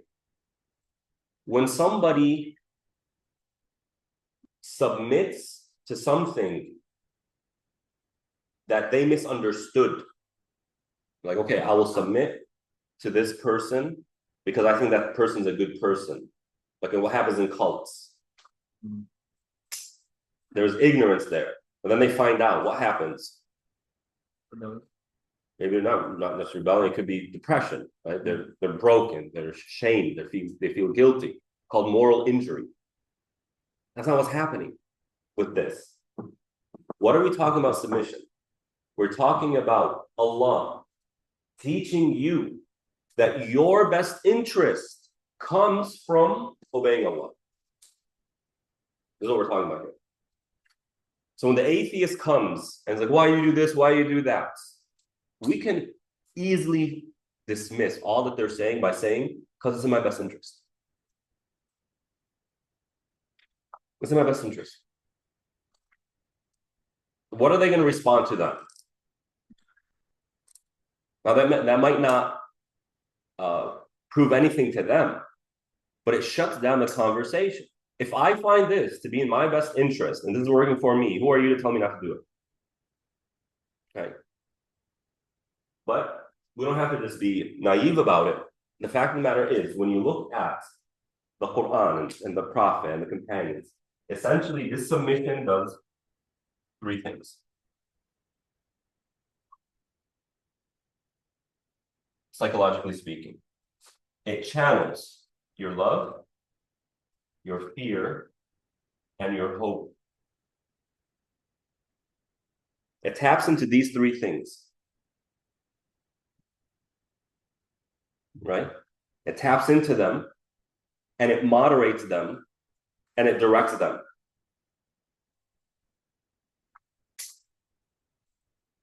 When you look at Trump, he doesn't do this intentionally. It just happens to come out with him this way. What does he really tap into? Love of America. Love of this. These communists are coming. Fear. We're going to take America. We're going to make America great again. Hope. Now you have a bunch of people cheering him on. Right? It's not that simple, but you see how he taps into these things. The problem is he misdirects them. The other is coming. The Muslims are coming. Or, I'll give you a more practical example. In the UK, the riots that happened a few months ago, remember that? Right? They were upset at what? 3 girls were killed. Is that something upsetting? Hell yeah, it is. So is it a problem that they were upset about that? The problem came is that when this happens, people come up, exploit their upset, their emotions, and misdirect it. It's the Muslims. See that? You see that? This is the tactic of the evil people, the shayateen. They take legitimate experiences, legitimate concerns, and then they exploit them and misguide them. This is why dictators, tyrants, they always utilize the language of nationalism, right? They always utilize the language of nationalism. And by default, nationalism requires another, or else it's irrelevant. Right? It doesn't make any sense if like we're all the same. Yeah, but if there's no other, there's no meaning to being whatever. Right? So this is what happens. And even when you look at shirk, if you want to analyze shirk from a socio-political, psychological framework, I gotta put spirituality aside. Not that there's no spirituality, there is. But just for the sake of this conversation, if you look at it from a sociological, a political, economical, psychological perspective, you begin to understand what's really going on. Do you honestly believe Abu Jahl and Abu Lahab, these guys, were buffoons sitting there worshiping these idols? Do you think they actually saw any meaning in it? We can't assume they're dumb people. They're not. But why did they do it then? And why did they fight against the one who was calling away from it? Help them stay in power. How? Because people's emotions are directed to the wrong place. And if that's the case, what can you do to it? Control it, you can manipulate it, you can misguide it. You can guide it to your own personal benefits. And you think Trump is why on earth is he getting into politics? Why? Tell me. Why Trump? Why did he get into politics? Power. What else is there for him to do? He's tried it all. He's been to Epstein Island and back. What else is there for him to do? So it's kind of like, let's go have some fun. Let's go up there on the political stage and say some things. And it worked. Right? When the emotions became unmoderated, society went for it. This is what happens. Okay? And if you know what a person or a people fears, you know how to what? Manipulate them. If you know what they are looking for, you know how to what? Manipulate them. There's a book called Seduction. Don't read it. It's called Seduction. It's by Robert Greene. Robert Greene does a lot of psychological and political stuff. Right? His books are phenomenal. I read pretty much all of them. But when I got Seduction, I thought it was just kind of within this genre, like how politicians seduce societies. But it was actually literally about seduction. And I will summarize it for you. Right? I'll summarize the entire book for you. I didn't read it, but I got the gist of it. If you want to seduce somebody, know what they want and they can't get and give it to them. Know what they want, but they cannot get and offer it to them. You want. That simple. So what is Tawheed? When you submit to Allah, essentially your love, fear, and hope become directly connected to Allah subhanahu wa ta'ala. And Allah then moderates this to where it cannot be manipulated. Does that make sense? You all following along online? Yeah? And hence, a companion was offered. This is a true story. A companion was offered. What time is it? Oh, what is going on? I completely forgot. I'll end with this. A companion whose name you've never heard of. This isn't Abu Bakr, Umar, Uthman. This is a regular companion, so to speak, if that's even a thing. Was offered by the Caesar of Rome. He was offered half of the Roman Empire and to marry his daughter, meaning making him prince, if he just left Islam. He said, absolutely not. He said, Caesar offered him, I will let you go, I'll let you go free. He was torturing him. If you leave Islam, he didn't even say become a Christian, just leave Islam. The man said, I'd rather die. In fact, when Caesar told his soldiers to grab him and throw him in the boiling cauldron, right? At that moment, this companion shed a tear. And Caesar was trying to break this man. And the companion, that the Caesar said, stop, right? All right, so-and-so, you ready to leave your faith? The companion said, no. Caesar now, this time, he's pulling his hair. He's like, why are you crying then? He said, I'm crying because when I left my home, I left with the intention that every single part of my body gets pain for the sake of Allah, and that's about to happen. I'm crying with tears of joy. And then the Caesar said, these people are unbreakable. How? Right here, Tawheed. This is what Tawheed does. This is what we're looking for. Right here. Right? Continue the conversation next time. Sallallahu ala nabiyyina Muhammad wa ala alihi wa sahbihi ajma'in. Oh yeah, the midterm, right? So the midterm will be the first, I didn't really took anything. First 4 chapters. Okay. So we won't include subject matter. It'll be multiple choice entirely as a Google Drive, as a Google form. The Google form? I don't know, we'll see how we'll do it. Maybe I'll need to print it again for you all on site. Or maybe I'll just give it to you all as a take home. Anyway, I'll follow up with you.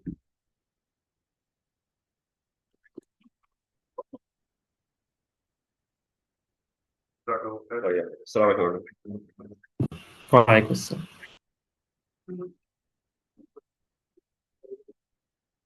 Do you guys know what's written on the board? Like it's fear, hope, and what? And love, I think. Okay, thank you, Jazakallah. Oh, yeah.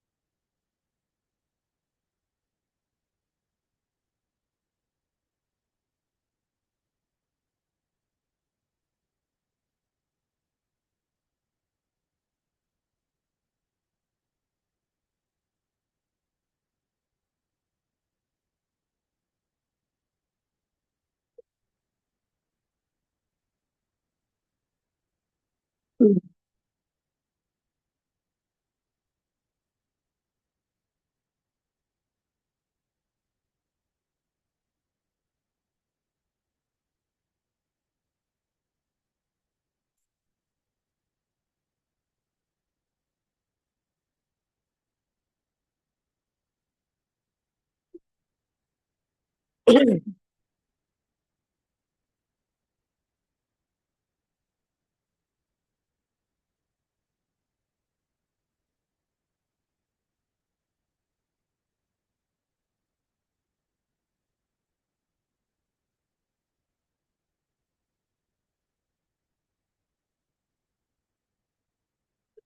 الله والحمد لله والصلاة والسلام على رسول الله وعلى آله وصحبه ومن استنى بسنته إلى يوم الدين. Open up your Arabic books to chapter 8.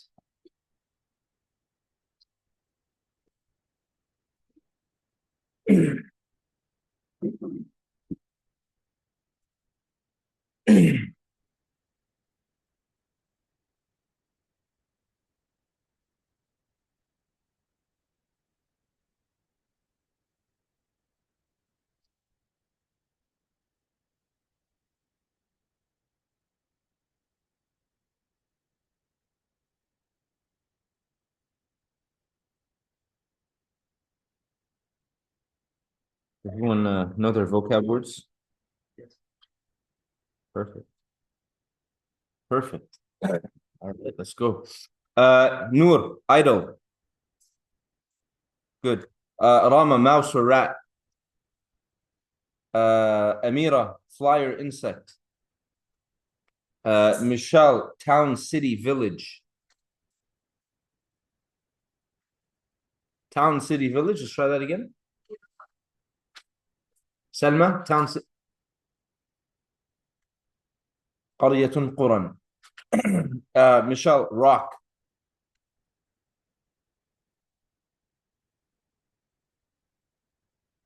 Monday, huh? Insha, rock. What? طيب, rock. حجر خروج حرارة Grant, rock. حجارة. Wow. Wow. Chapter 1 and 2. It's because we're all very sad.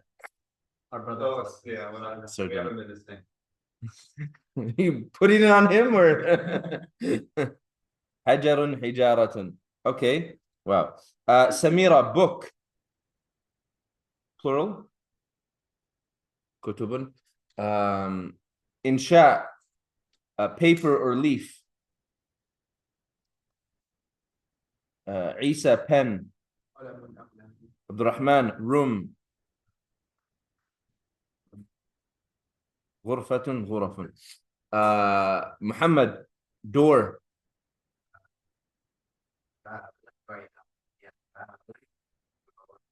Good. DJ, house. Let's go. Muhammad Fardeen, messenger. رسول رسلا رسل. Sorry. Give me 2 words, 2 answers. Don't change the states. Just give me 2 answers. رسول رسل. رسل. Finish the word. رسول رسل. Siraj, day. يوما أيام. Rania, face.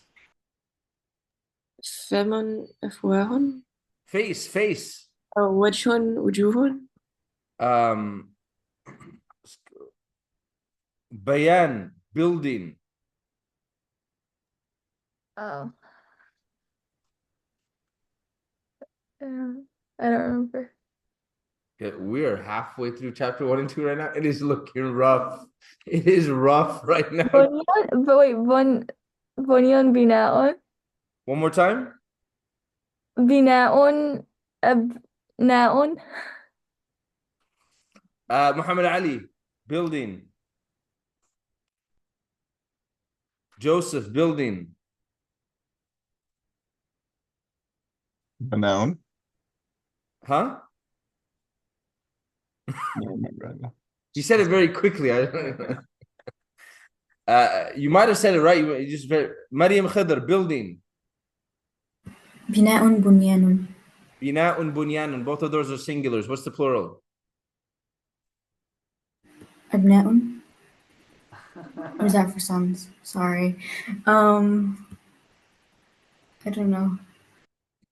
Insha, building. Two singulars and a plural. Thank you. Bina'un bunyanun. Plural is abniyatun. Only took 5 or 6 students. MashaAllah. Rahma, sister. Ukhtun akhawat. Nur, revelation.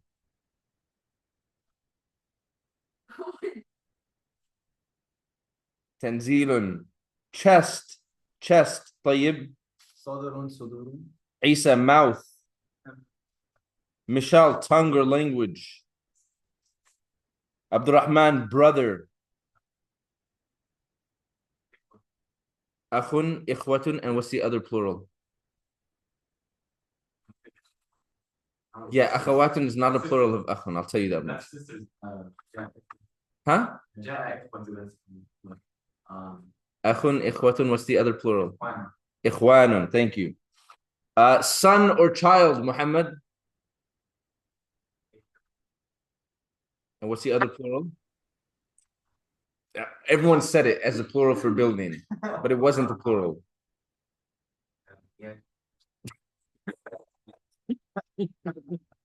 Where were you when we needed the plural for building? Nur, what is it? Ibnun, Banuna, what's the other plural? It was only said literally like 5 times by other people. Huh? Abna'un, abna'un. Descendants or offspring. Descendants or offspring, Grant. Dhurriyatun. Dhurriyatun. Muhammad Fardeen, girl or daughter? بنت بنات Siraj, boy or child? ولد أولاد Father, Joseph. Bun. Plural. Bun, abun. Abun, aba'un. Bayan, mother. أم Oh, sorry, I was thinking next word. Go ahead, but you're right. أمهات Yes, ummun, ummahat, Maryam, Khidr. Spouse or dual, it says. زوج أزواج. Zawjun, azwajun. Rania, man. رجل رجال Malik, woman or wife. زوج أزواج no it's امرأة is it امرأة Yes. Plural. امرأة نساء. There we go. These are just nouns, right? Singulars. Rama, leaving or exiting. Kharijun, Nur, coming.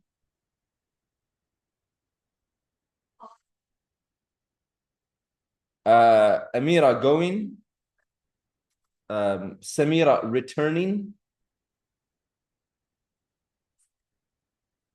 Which one did you have? Sorry, Amira? That one. What did I say? Returning. Mishal, returning.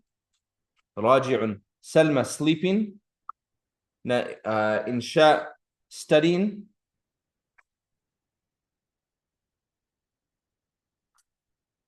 Isa, that is in Grant.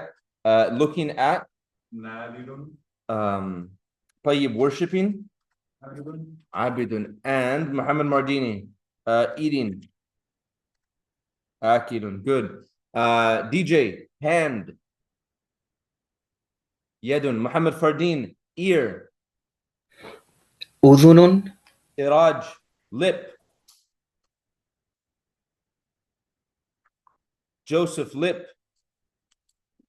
Bayan, lip. Go ahead. What was it? Bayan, lip. شفة Shafatun. Maryam, eye. عين. Ainun. Malik, عيون. leg. What was the word? I didn't hear you. Leg. Leg رجل. Rijlun. Rania, foot. قدم Qadamun. Rama, elbow. Mirfaqun. Nur, cheek. Amira, shin. Michelle, shoulder. منكب. سلمى heel. Heel. ها عقيب. إنشاء ankle. كعب. سميرة land. طيب wind. عيسى well. Grant, another word for house that is not بيت. دار. عبد الرحمن cup. DJ wine. Muhammad Wardini, 2 words for hellfire.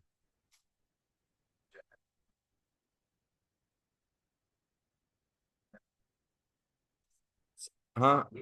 Good. Sa'irun. Good. Muhammad Fardeen, ship. سفينة. Another word. Good. Another word.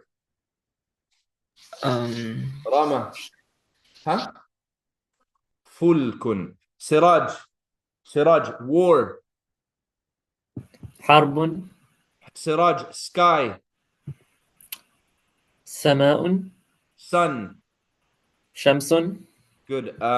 Fire. نار. Good. Bayan, bucket.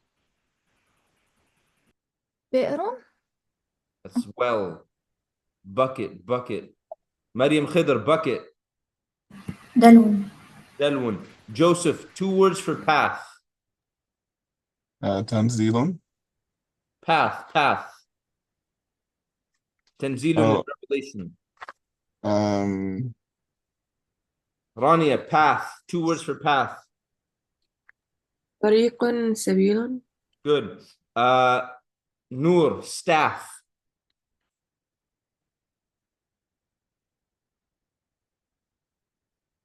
Michelle, staff. Asa. It says master or deity, Selma. Rabbun arbabun. Insha, life. Insha, water. And word. طيب, place. مكان أماكن. Grant, heart. Isa, emotional heart or intellect. You said? Was it single? Abdurrahman, miraculous sign.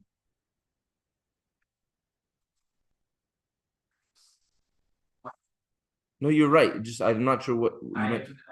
Good. Ayatun. Group of people or nation, yeah. Muhammad Mardini. Punishment or torment, DJ. Sincere advice, DJ. Punishment or retribution, DJ.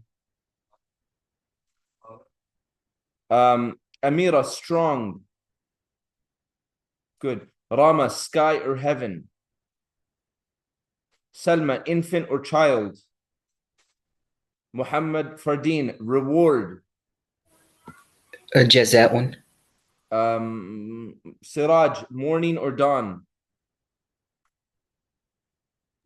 صبح أصباح. Maryam Khidr, soul, self or person. نفوس. Bayan, sick or uneasy. سقيم. Rania, cool. برد. Malik, cloud. غيوم. That's the plural. What's the singular? غيم. غيوم. Good. Rama, thing or something. God or deity, Noor. The other one. آلهة. Safe, secure, intact, Michelle. سالم. Selma, close friend. نعم. خليل أخلاء. إنشاء, truth, right, privilege. Good. طيب, a people. Star, planet, Isa. Good. Grant, enemy. نعم. عدو أعداء. Then after that, we have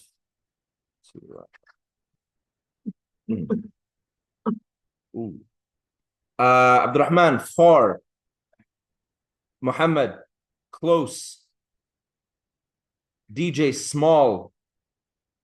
Muhammad Fardeen, big, old, or great?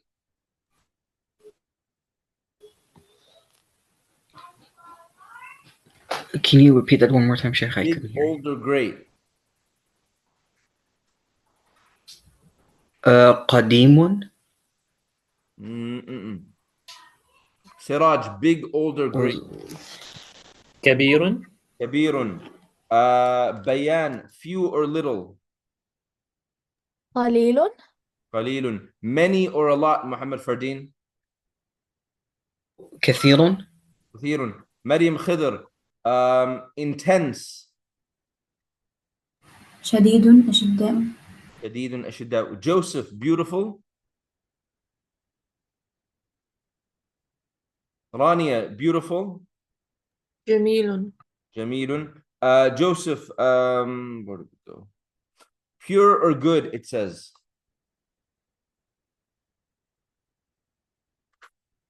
Malik, pure or good? خالص. The other one. Pure or good? Pure or good. The other one. Noor. طيب. Noble or generous? طيب.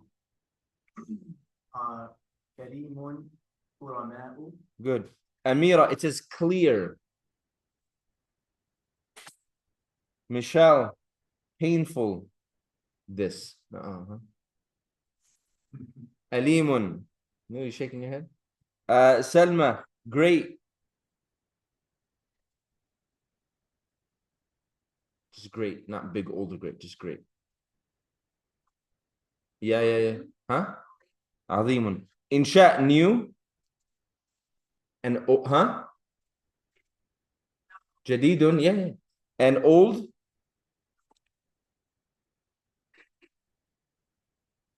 Old. جديد and قديم. Qadimun. Isa, mighty or respected. Azizun, great, merciful.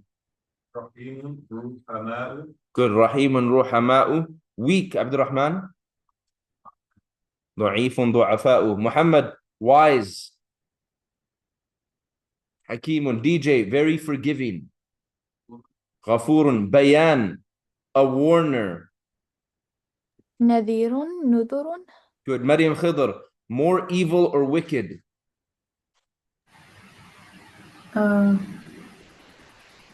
Muhammad Fardeen, more evil or wicked? Yeah, you got me here, Sheikh. More evil or wicked? Siraj? شر Sharrun. Siraj, sight or opinion? رأي Ra'yun. Rania, delegation. don't know. Malik, delegation. وفد. وفود. Yes, wafdun wufudun. Grandfather, ancestor, ya Noor. Jaddun, shadda. Situation or concern, Rama. Sha'nun. It says juvenile or young man, Amira. Yes, shabun shubbanun. It says, then after that, it says young boy or waiter, Salma. Naam, stranger, amazing, طيب. In Sha, it says ram. Caption. Michelle, throat. Grant, more. More. Yeah, sorry, what did you say? Yes, sorry. And bigger? Good. Isa, a people, a nation, a community. Community. Ummatun umamun. Mention or remembrance, طيب. Dhikrun. Muhammad Mardini, prophet. One singular, two plurals.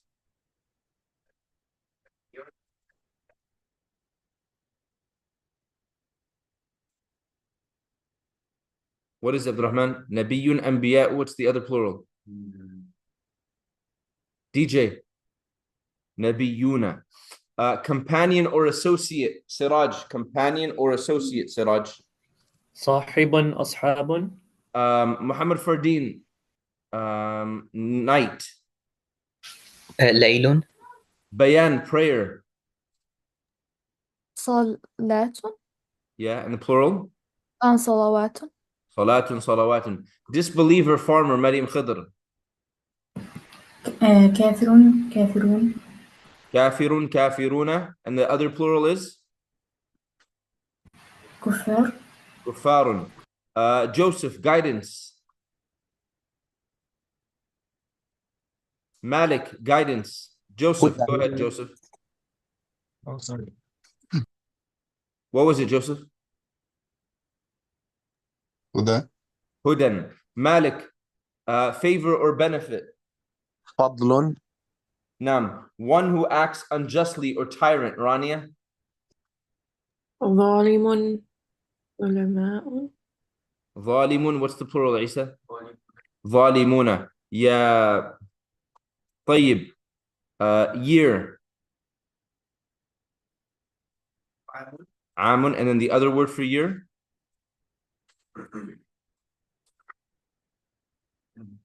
Noor, the other word for year besides Amun?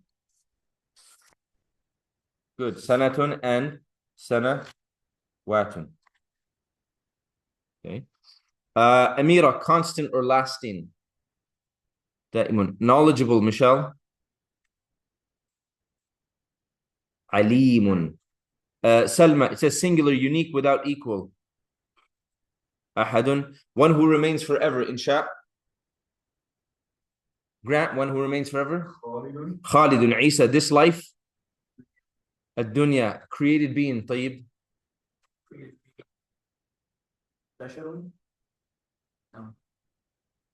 Abdurrahman. It's not alimun. Say it. Yeah, you just say it. It's just عالم عالمون. فتحة on the lam. عالم عالمون. Action, deed, conduct, DJ. عمل أعمال. Muhammad Mardini, rising, resurrection. قيامة. Rama, on the day when. Nur, oath, right hand. Salma, two words for rain. Matarun غيث. Insha, clear evidence or proof. Michelle. بينة. طيب, provision. رزق. Bayan, forest or jungle. غابة. Good. Muhammad Fardeen, forever or never. أبدا. Siraj, one who is inattentive or heedless. غافل. غافل. Joseph, wolf, Joseph. ذئب. ذئب. Maryam Khidr, maintainer or guardian. حافظ Malik says deep. عميق. Good. Helpless or alone, Rania. Noor, helpless or alone. Amira. Wahidun. Blood, Rama. Damun, dima'un. Salma, first part of the night, evening. Michelle, bedding or furnishing. Insha, story. That's the plural. What's the singular? طيب. قصة قصص. Good. Dyed or colored, Grant? مصبوغ. DJ. DJ, enjoyment or belongings.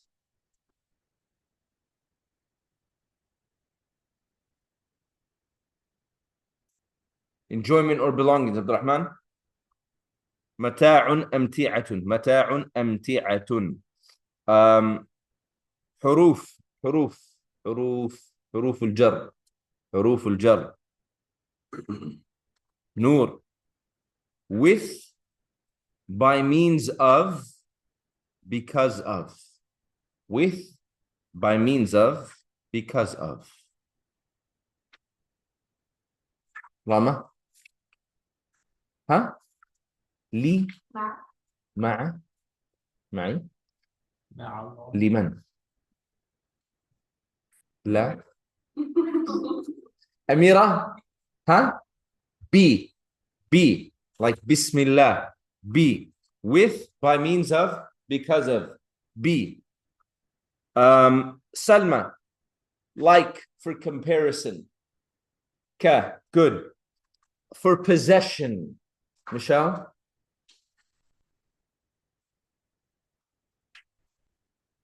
Insha what huh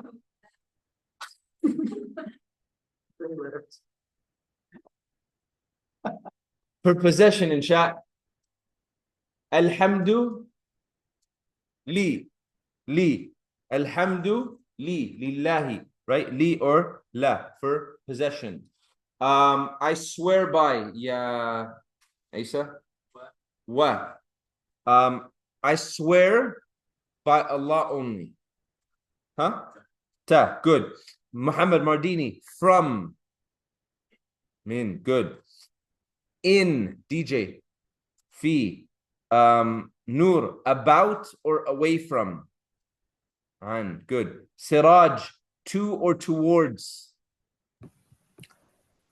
إلى ila Bayan until حتى good hatta Maryam Khidr on upon against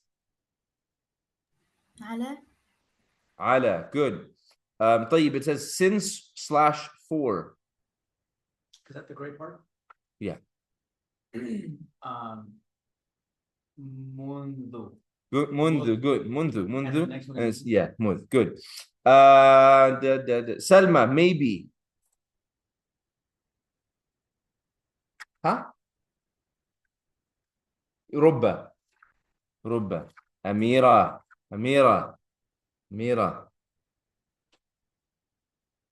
except huh and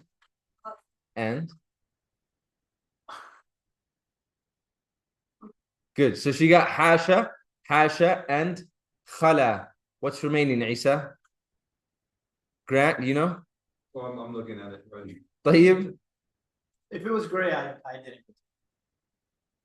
do not know these حروف good you looking at it No, I looked at it before, but. you turn the page when I asked you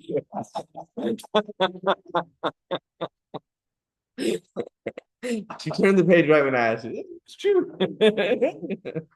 okay good okay really quick I want to redo the not those gray ones but the other ones once again with by means of and because Noor be from Grant min Abdurrahman until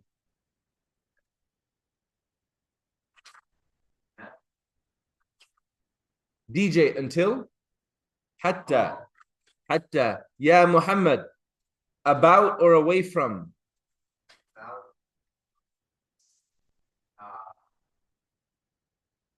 an bayan on upon or against على ala good ya Siraj for comparison like ك yeah good moving on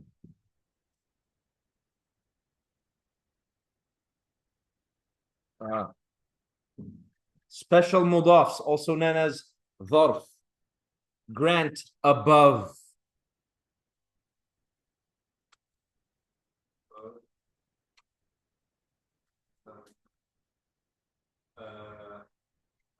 under تحت Isa above فوق Michelle before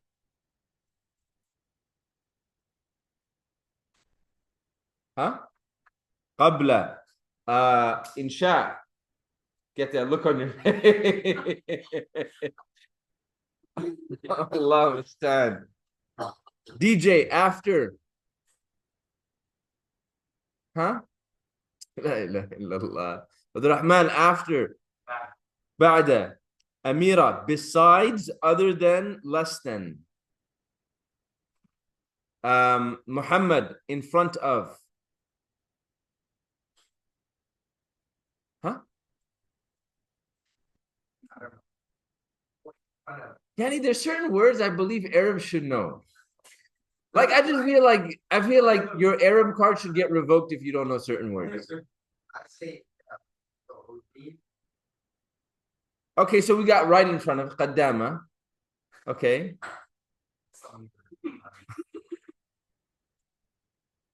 Abdurrahman, you looking at it? I haven't. I was looking at it before. Huh? Amama. Amama. You know Amama, Muhammad. No.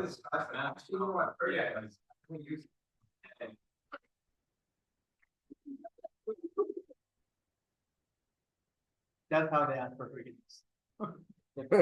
You guys trying to make peace? Listen, I appreciate when it's warfare. It's more fun. Muhammad Fardeen, between. بين. Bayan, around or surrounding. حوله. Hawla, good. Siraj, with, at, by. مع. With, at, or by. Maryam Khidr. مع. No, that's with. Rama, with, at, or by. Inda, good. With, in support of, Ya Noor. With or in support of. Ma'a, good. Skip those. Last one, guys. Huh? No, I skipped the second box. I skipped a couple. Like Midladun. Yes. Maybe not. Maybe not. Maybe not. The Al-Asma'ul Khamsa Noor are.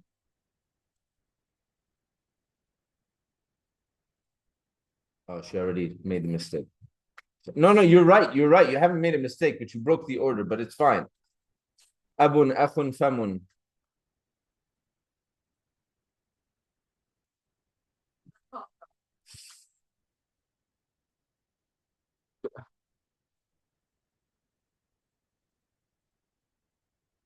Good. Abun, akhun, hamun, famun, and dhu. Okay. Let's expose some people now. DJ Wealth.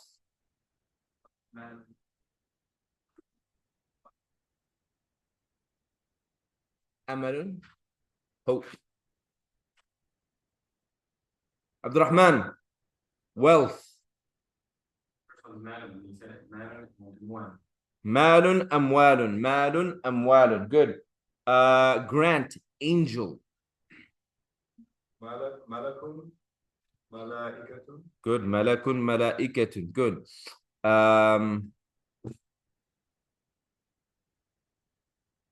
Insha, garden paradise. Yeah.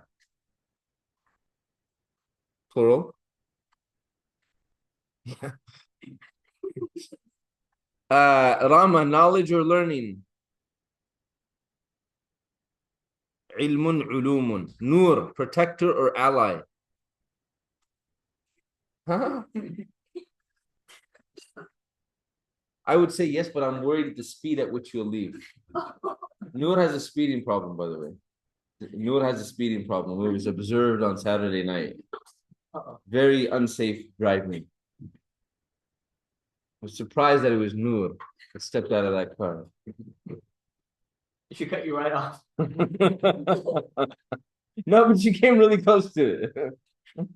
And my daughter's in the back room wondering which maniac was driving that car. It's the one with the half supper? Yeah. Yeah. Yes, it's the car that has the place license plate that says have someone.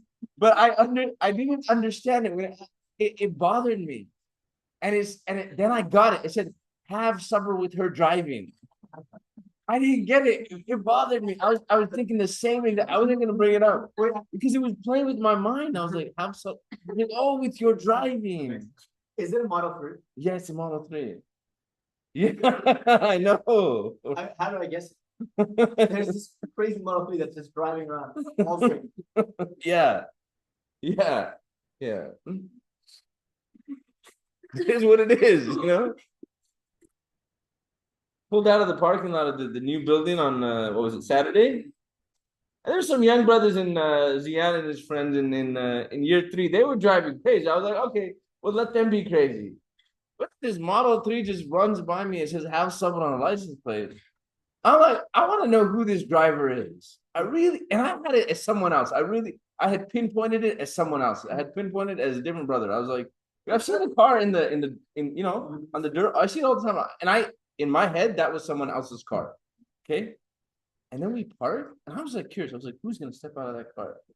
And no stepped out of that car. I was like, wow. You know how your perception of people changes? Like, it's changed completely. So I would say yes to you leaving, but I'm worried the speed at which you leave. What did I ask you? Protector, ally? Amira, protector. Waliyun awliya. That's what I felt I needed when I saw her driving.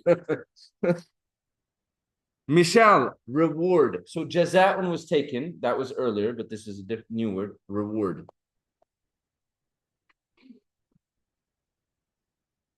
Insha. Ajrun, Salma. Ujurun. Siraj, compassion or mercy?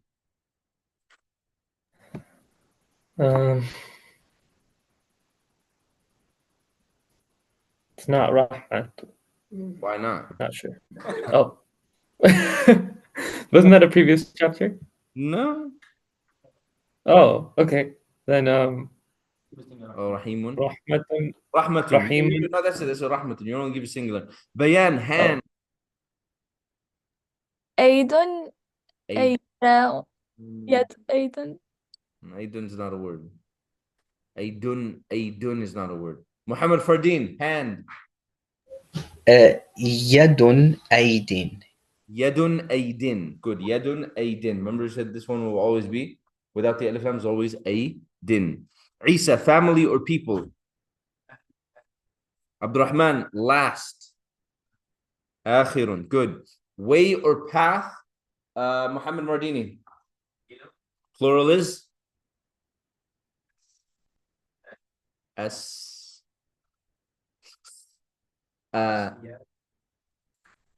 DJ. Sabilun, subulun. Good. It says affair or matter. Maryam Khidr, affair or matter.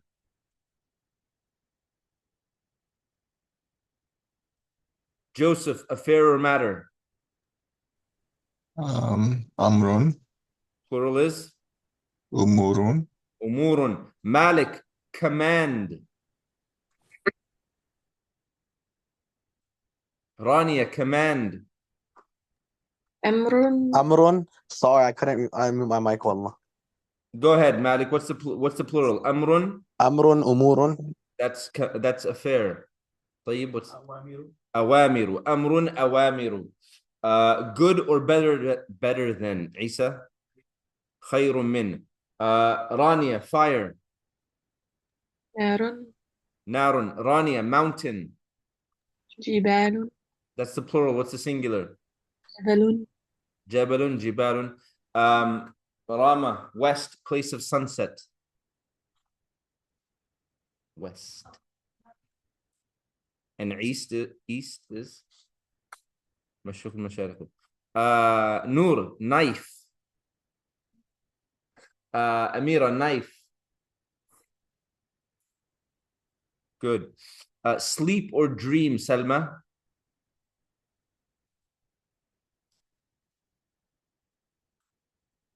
No one is sleep, but sleep or dream, a different word. Michelle? جمع مؤنث السالم.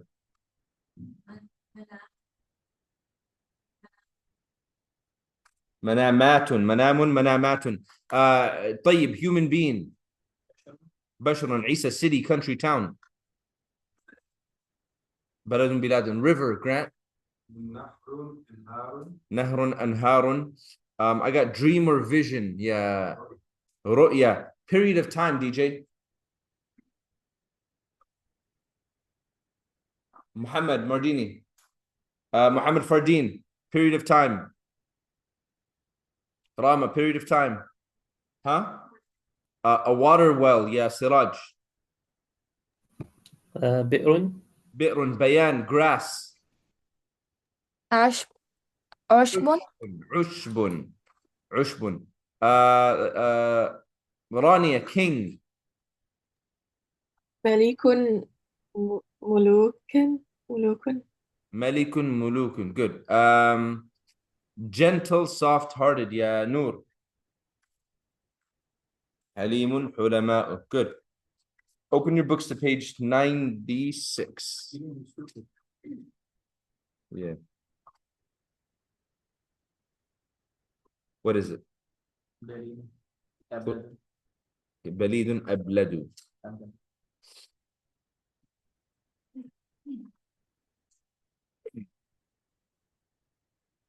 says chapter 8 الموصوف والصفة introduction the next two fragments will require us to use our knowledge of all four properties of an ismun. In total there are 5 fragments of which we've now covered 2 الجار والمجرور الإضافة الموصوف والصفة اسم الإشارة والمشار إليه حرف النصب واسمها technically covered all of them but anyways 8.1 الموصوف yes إن and its sisters إن وأخواتها 8.1 الموصوف والصفة this fragment is made up of 2 parts. The first is the موصوف, an ordinary ismun. The second is the sifatun, plural is sifatun, a descriptive word, an adjective that follows it. In Arabic, the adjective comes after the ismun. Once again, in Arabic, the adjective comes after the ismun. Baytun, baytun, jadidun, right? Rajulun, kabirun. Waladun, saghirun. Whereas in English, the adjective comes before the noun.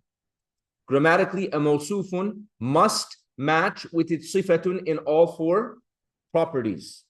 All 4 properties. All 4 properties. So we have al-jinsu, which is gender. So mudhakkarun or mu'annathun. Qismun, which is nakiratun or ma'rifatun, common or proper. We have adadun, which is number, mufradun, muthanna or jam'un. And then we have al-i'rabu. Clear? Those are the 4. So, qawlan thaqilan, a heavy word, right? Both words are singular. Both words are in the state of nasb. Both words are mudhakkarun, and both words are, what's the last one? Nakiratun. Did you get it on without it falling? Did you get it on without it falling? Or did it fall? Got it, okay. Got too many cups up there. No. She was No, she was balancing the highlighter. She put the highlighter standing, and then she wanted to see if she could get the cap on without it falling. That's why I got distracted. I said, "What is the 4th?" Because I was like looking at it. I couldn't remember the 4th. You'd be surprised at things I see students do.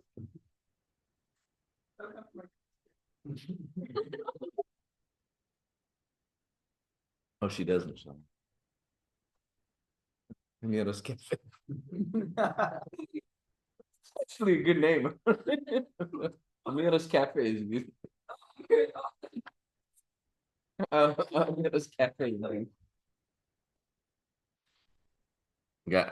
I got the copyright on it. الطامة الكبرى. الطامة الكبرى. Right?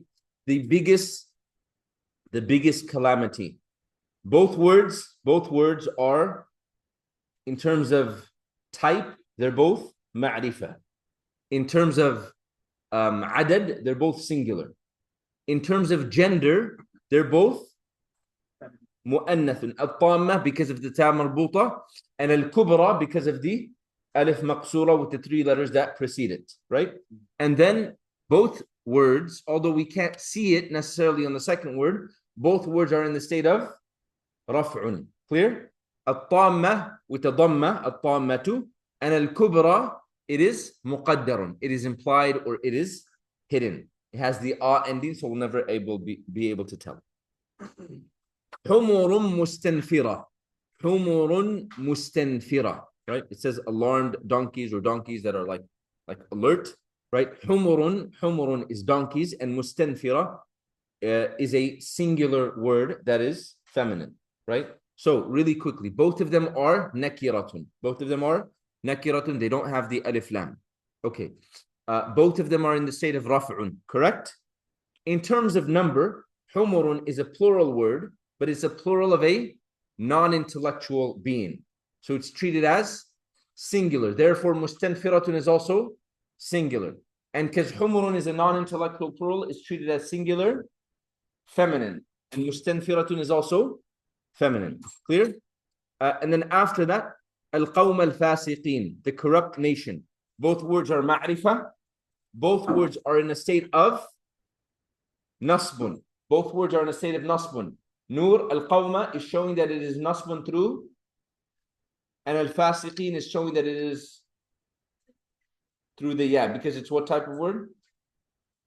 Jam'ul mudhakkar is-salim. Perfect. I was hoping, Nur, that you would say the fatha, right?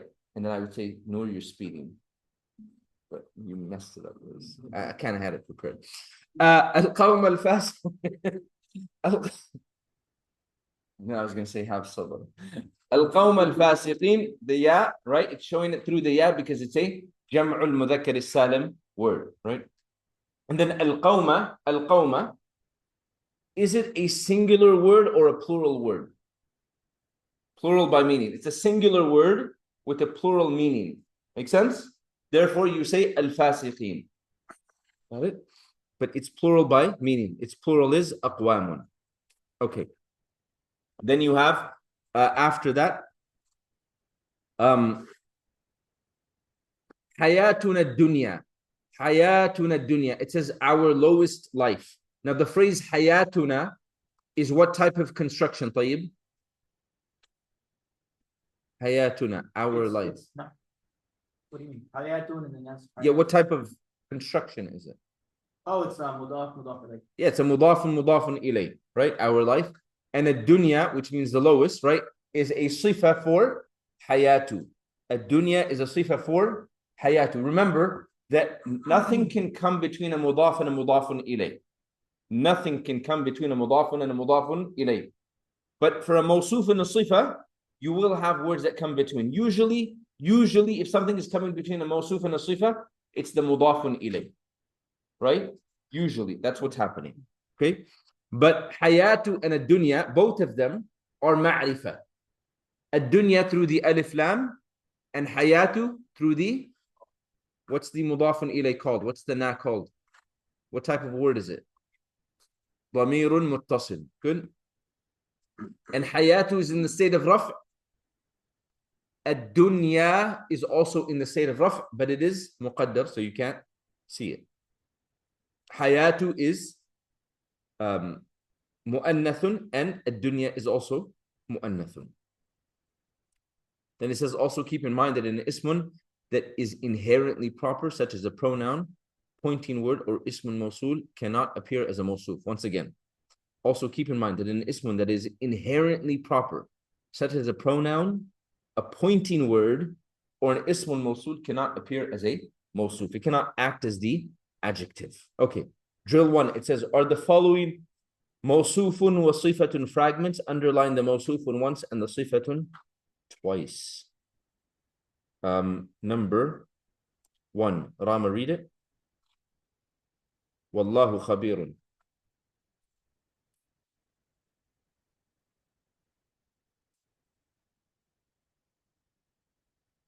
Khabirun is the sifa. Noor? You agree? Salma?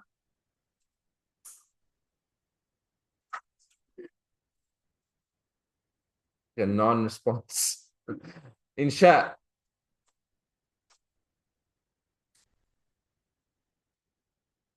Yeah, that's what she said. You agree with Rama, right? Grant? Huh, what's the issue? It's khabar is the what khabir is a khabar, Okay. and because there's no alif lam on the khabar, it's not marifa, for example. So the word Allah is ma'rifah, it's proper. The word khabirun is nakira. So this is a jumlatun ismiyatun composed of two words, which you have a mubtada'un and a khabarun. Wallahu khabirun, right? Allah is, we'd say, well aware, but this is a jumlatun ismiyatun, mubtada'un and a khabarun.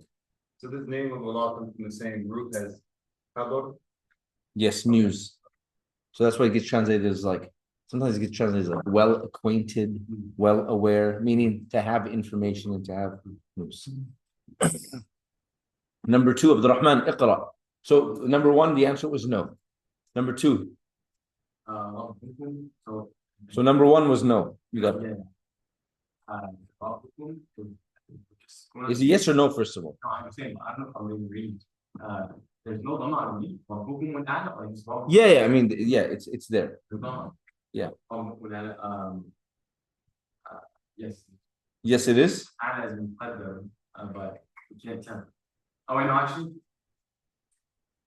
No, it's not. Isa? ربكم.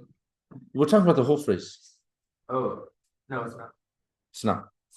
طيب. It is not. It is not. It is. I'm gonna take that back. I'm gonna take it. It is? Yeah. Amira? Yes? Isa? Is on the what is مقدر. اسمه مقدر.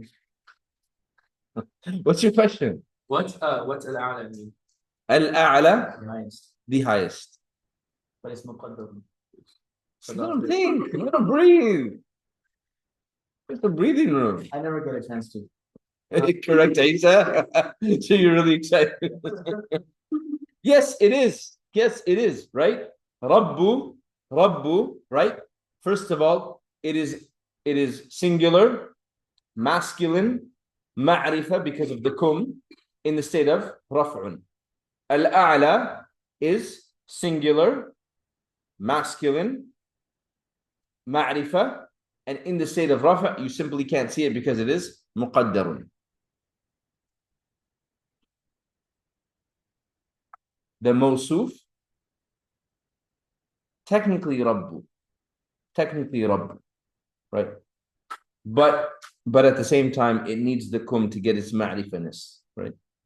So your Lord, the highest. Your Lord, the highest. The kum obviously is an idafa, right? The kum is a idafa. Good? Get it, Aisha? Yeah? Okay. DJ. So number one was no. Number two was yes. And Rabbu was the mawsuf. And Al-A'la was the sifa. DJ, number three. Read the Arabic first. Narun hamiyatun.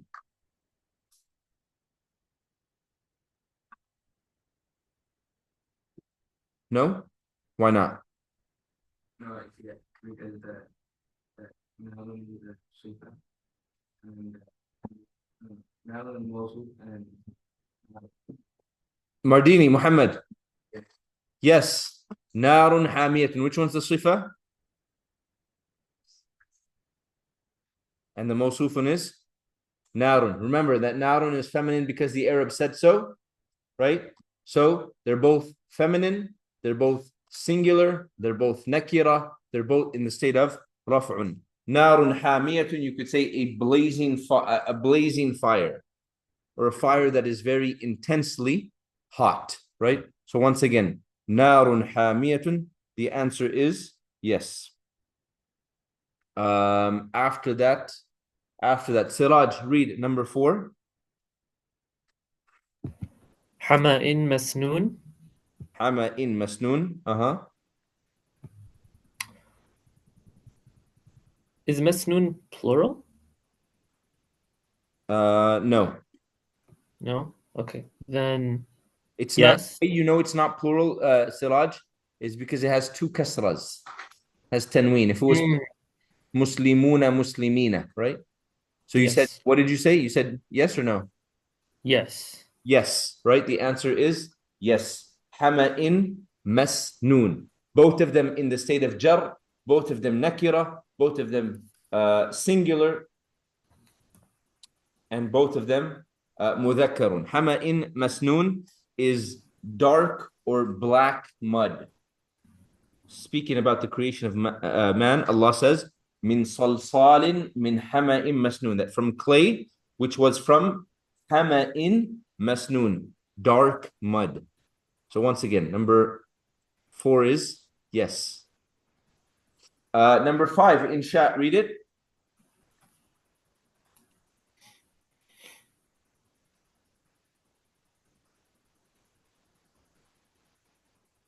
Huh? No, and what's the giveaway? The first word is ma'rifah, the second word is nakira. Al-an'amu khalisatun is a jumlatun ismiyatun mubtada'un khabarun, can get translated as al-an'amu khalisatun, like the animals are pure, if you want. Good. Number 6. Number 6, Selma. Yes, read the Arabic. قوم مجرمون. She said yes, right? Because both of them are in the state of raf. قوم through the dhammas, mujrimun through the waw. Both of them, qawmun is singular but has a plural meaning, and mujrimun is plural. Both of them nakira, and both of them mudhakkarun, right? Qawmun means the people. What does mujrimun mean, Selma? Criminals, right? Qawmun mujrimun. So like you could say a criminal people, an evil people would also get the job done.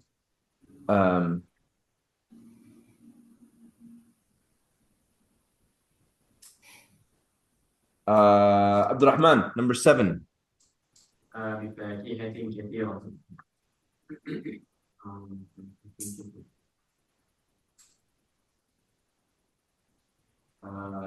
is yes. It is yes. بفاكهة كثيرة. بفاكهة كثيرة, which means many fruit. Many fruit. Both of them are in the state of jar, correct? Both of them are mu'annathun, clear? Both of them are nakiratun. And in terms of number, Amira, both of them are singular. Kathiratun means many, but as a word, it is a singular word, right? And fakihatin is a singular as well. Okay, so Noor, number 8. لغلامين يتيمين. She said yes, right? Both of them are in what state, Noor? Jarrun, because of the harfu jar, li, right? And both of them are showing that they're in a state of jar through the yeah, perfect. Both of them are ma'rif or nakira? Nakira. Both of them are mufradun, muthanna, or jam'un? Muthanna. Both of them are mudhakkarun or mu'annathun? Mudhakkarun. Good. Let's go. Siraj, number 9. الحج الأكبر. الحج الأكبر. Yes. Yes. الحج الأكبر. Right? The like Al-Hajj Al-Akbari, like the greater Hajj or the greater pilgrimage. Sa'ad, 10. No. What type of construction is that? Mudafun ilay, right? Yawmi is majroor because of ila, and then Yawm al-Qiyamati is a idafa construction. After that, Rania, read number 11. عينان نضاختان. عينان نضاختان. Yes or no? Yes. Yes, right? عينان نضاختان. Both of them are ma'rif or nakira, Rania? نكرة Nakira. Both of them are in what state? جر مجرور مد مد oh نصب منسوب Marfu'un. How are they showing that they're marfu'un, Grant? The alif, because they're what type of words? Because they are dual words. Perfect. And that answers the number, the number of, the question of number, right? So aynani naddakhatan, and then lastly, Amira, mudhakkarun or muannathun? Someone مذكر مؤنث عين because the Arab said so, and nadakhatani clearly because of the ta right there, right? So عينان نضاختان. نعم.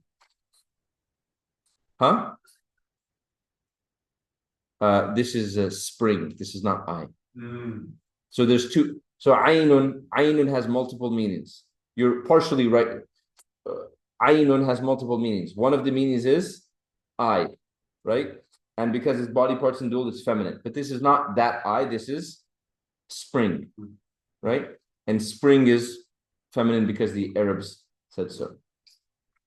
Make sense? Aynani naddakhatan. Aynani naddakhatan means like two. So aynun in this context means a spring, right? Aynun is a water spring. And naddakhatan, it means it's gushing. So aynani naddakhatan is two gushing springs, or a pair of gushing springs. Number 12. Khadija. Arabic. Okay. إلى قومهم منذرين. إلى قومهم منذرين. Is that a mawsuf sifa? No, because it's a mudafun ilay, right? What's a mudafun ilay? Like the قومهم منذرين. The entire thing's a mudaf ilay? Or is there two here? I think ila is the harf, so the next one is the mudafun ilay, قومهم. Ila is a harfu jar. Qawmi the majroor. What's the him? That's the attached pronoun, right? Yeah, and it's acting as the mudafun ilay. Mudafun ilay. What about mundhirin? Mundirina. I don't know what that. I'm not sure about that one. Yeah. Michelle? طيب? Is it not? Isn't the answer yes? The answer is yes. Which word is the sifa? Which word is the mawsuf? Qawmi is the mawsuf, and mundirin is the sifa. Naam. Mundhirina is the sifa. Mundhirina is the sifa. And qawmi is the mawsuf, right? Mundhirin are people that warn. Mundhirin are people that warn. Mundhirin is describing qawmi. They're both mudhakkarun. They're both in the state of jar. Qawmi through the fatha, mundhirin through the ya. They're both. Sorry. No, they're not. No, sorry. What are you doing, man? What are you doing? إلى قومهم منذرين. You testing me. إلى قومهم منذرين. What don't they match up in? What does it make it a sifa? No, على عدد they match up. Yeah, the qism. The qism. قومهم is ma'rifah. قومهم is ma'rifah, right? Through the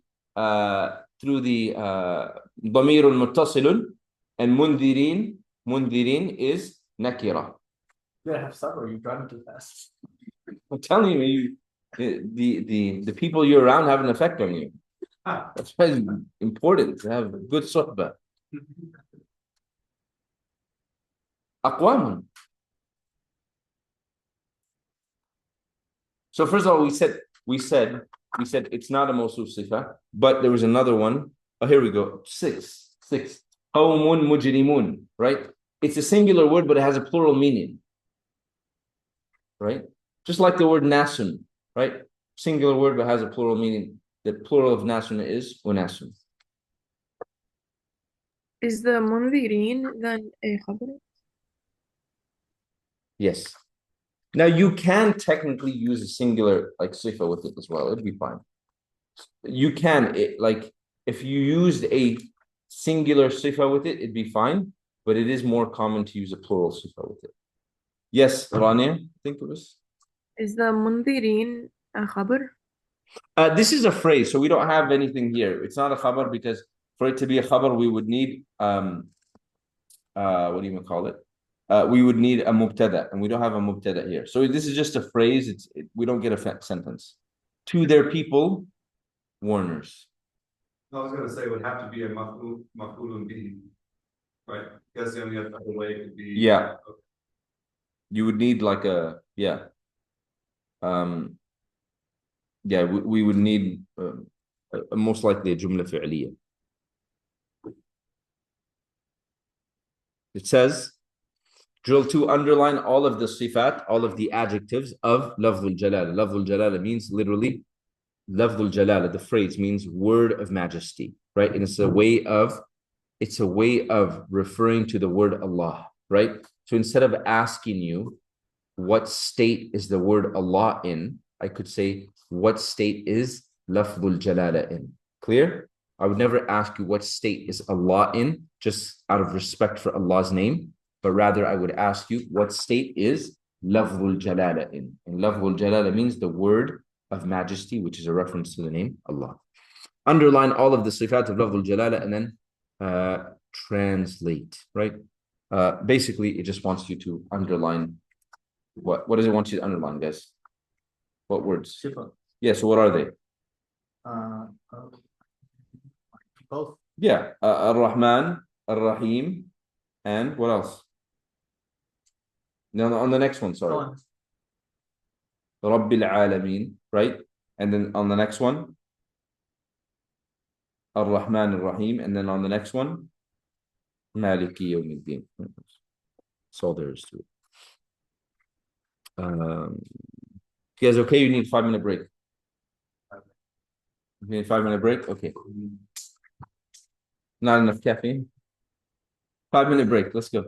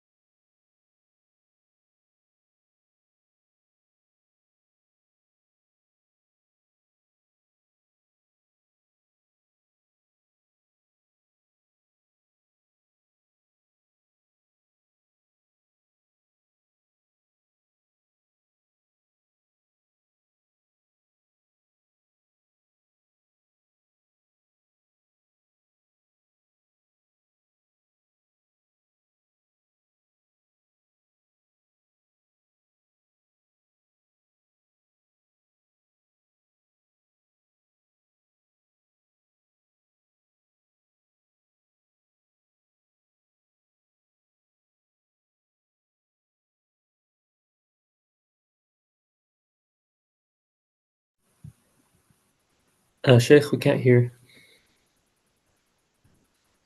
I can't hear Sheikh The either. names of Allah Azza wa Jal appear in succession. They are not considered mawsufun wa sifa to each other, even though they match in all four properties. However, they could still be mawsufun wa sifa to lafzul jalala. This is a common occurrence in the Quran. Below are two such examples which are not mawsufun wa sifa to each other. Allah says, وَهُوَ السَّمِيعُ الْعَلِيمُ, that He is the all-hearing, the all-knowing. From based simply on the concepts, as-Sami' al-Alim. Al-Alim seems to be a sifa of as-Sami', right? They match in all four properties. They're both ma'rifah, they're both mudhakkar, they're both mufradun, they're both in a state of rafa, right? Till the end. But in reality, it said, like for example, something like this, وَهُوَ السَّمِيعُ الْعَلِيمُ. This is a jumla ismiya, and it's like you have two khabars. وَهُوَ السَّمِيعُ وَهُوَ الْعَلِيمُ. Right? That's what's going on. But you would not consider it a sifa. Al-Alim is not a sifa of as-Sami'.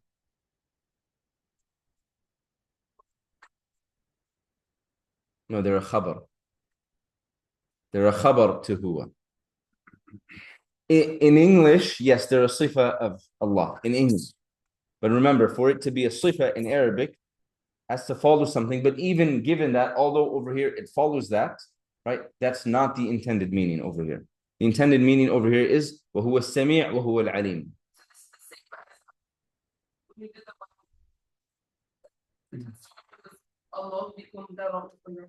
Yes, correct. The same exact thing.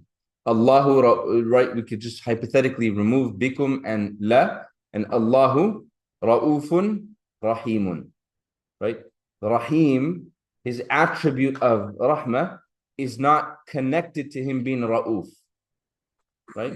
It's Allahu ra'ufun, Allahu rahimun.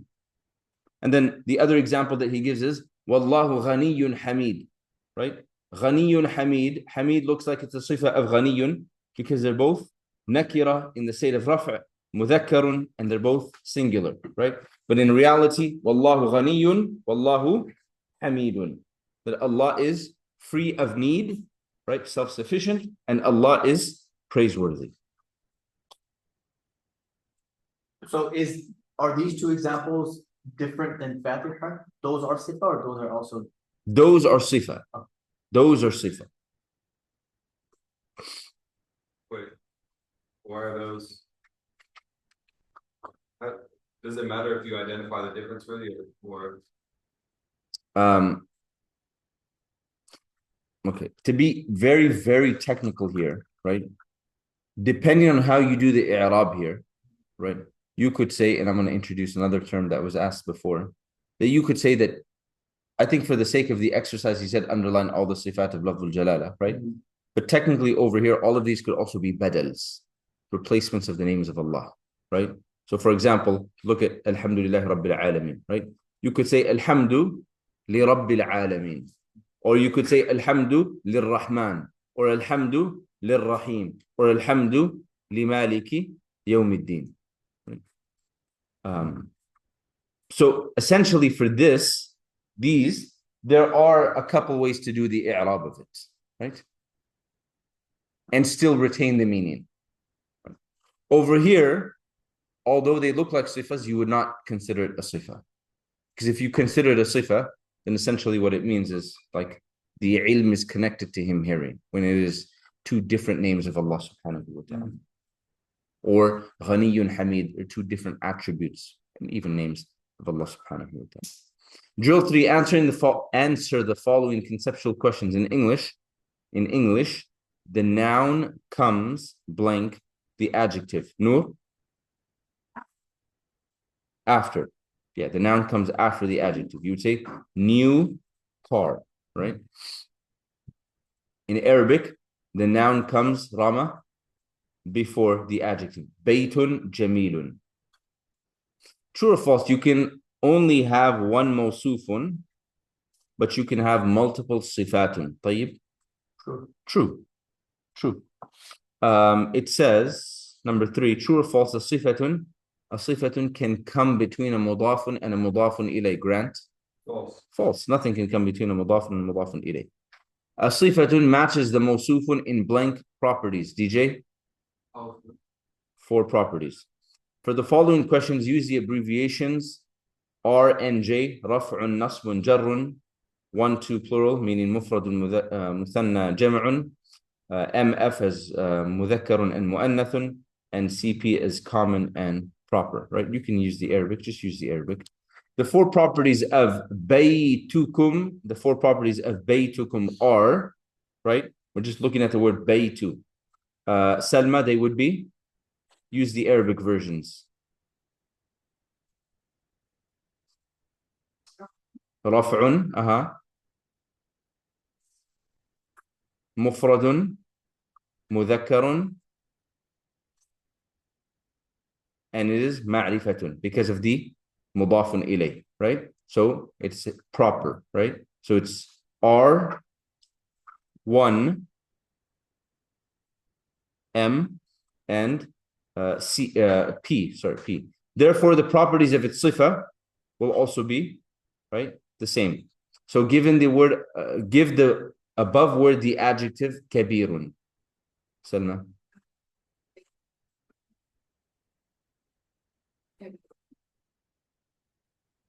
Huh? Oh.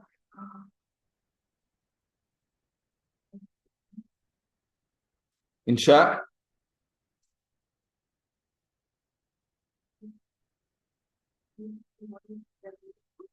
Huh? Baytukum al-kabiru. Baytukum al-kabiru. The last property was that it is proper, right? Because of the kum, so it's baytukum al-kabiru, which means your big house. And the your over here is all of you, right?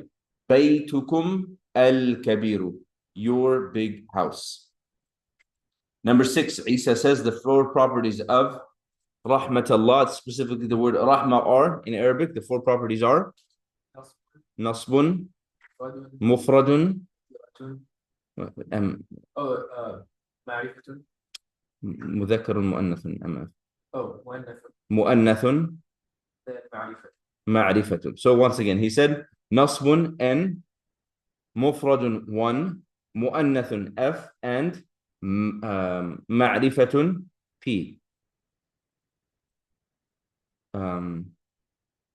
Therefore, the 4 properties of its sifa will also be, give the above word the adjective wasi'un. Rahmatullahi al-wasi'ata. Rahmatullahi al-wasi'ata. Rahmatullahi al-wasi'ata. 7. It says the 4 properties of kutubihim, Abdurrahman, are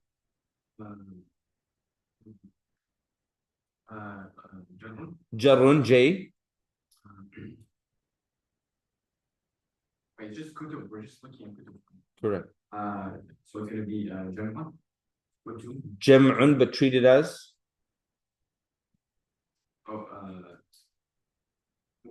mufradun. Okay. And then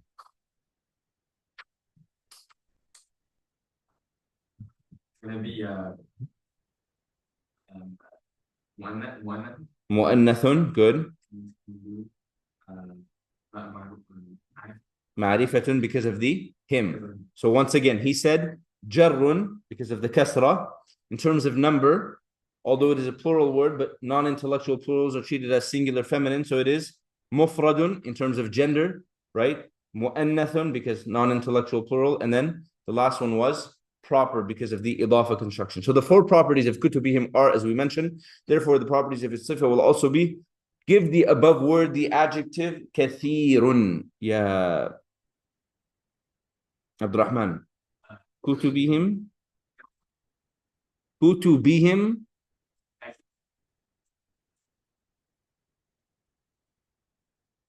Kutubihim al-kathiratu.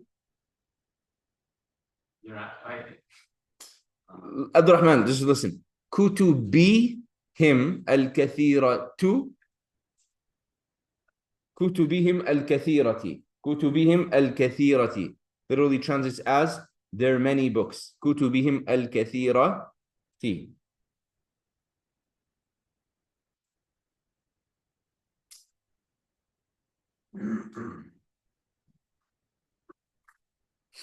The four properties of قومي or في قومي, قومي, my people, are طيب.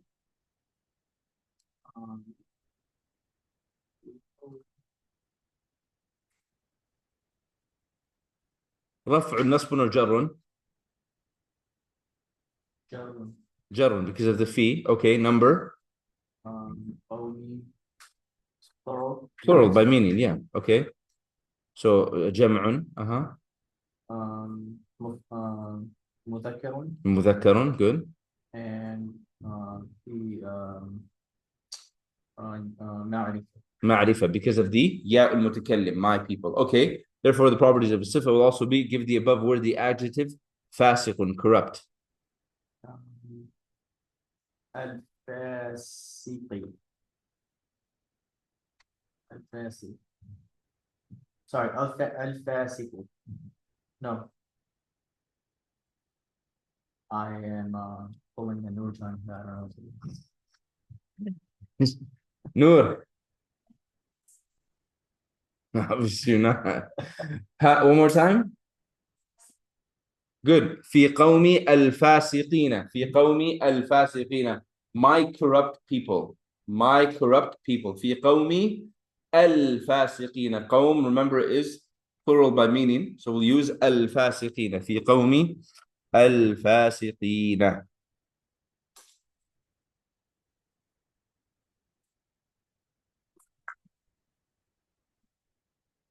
Okay. After that, he says, place a box around every صفة موصوف وصفة fragment you find in the following ayat. Use the word bank to help, right? I'll give you a few minutes and go through it. This is from Surah Al-Ghashiyah.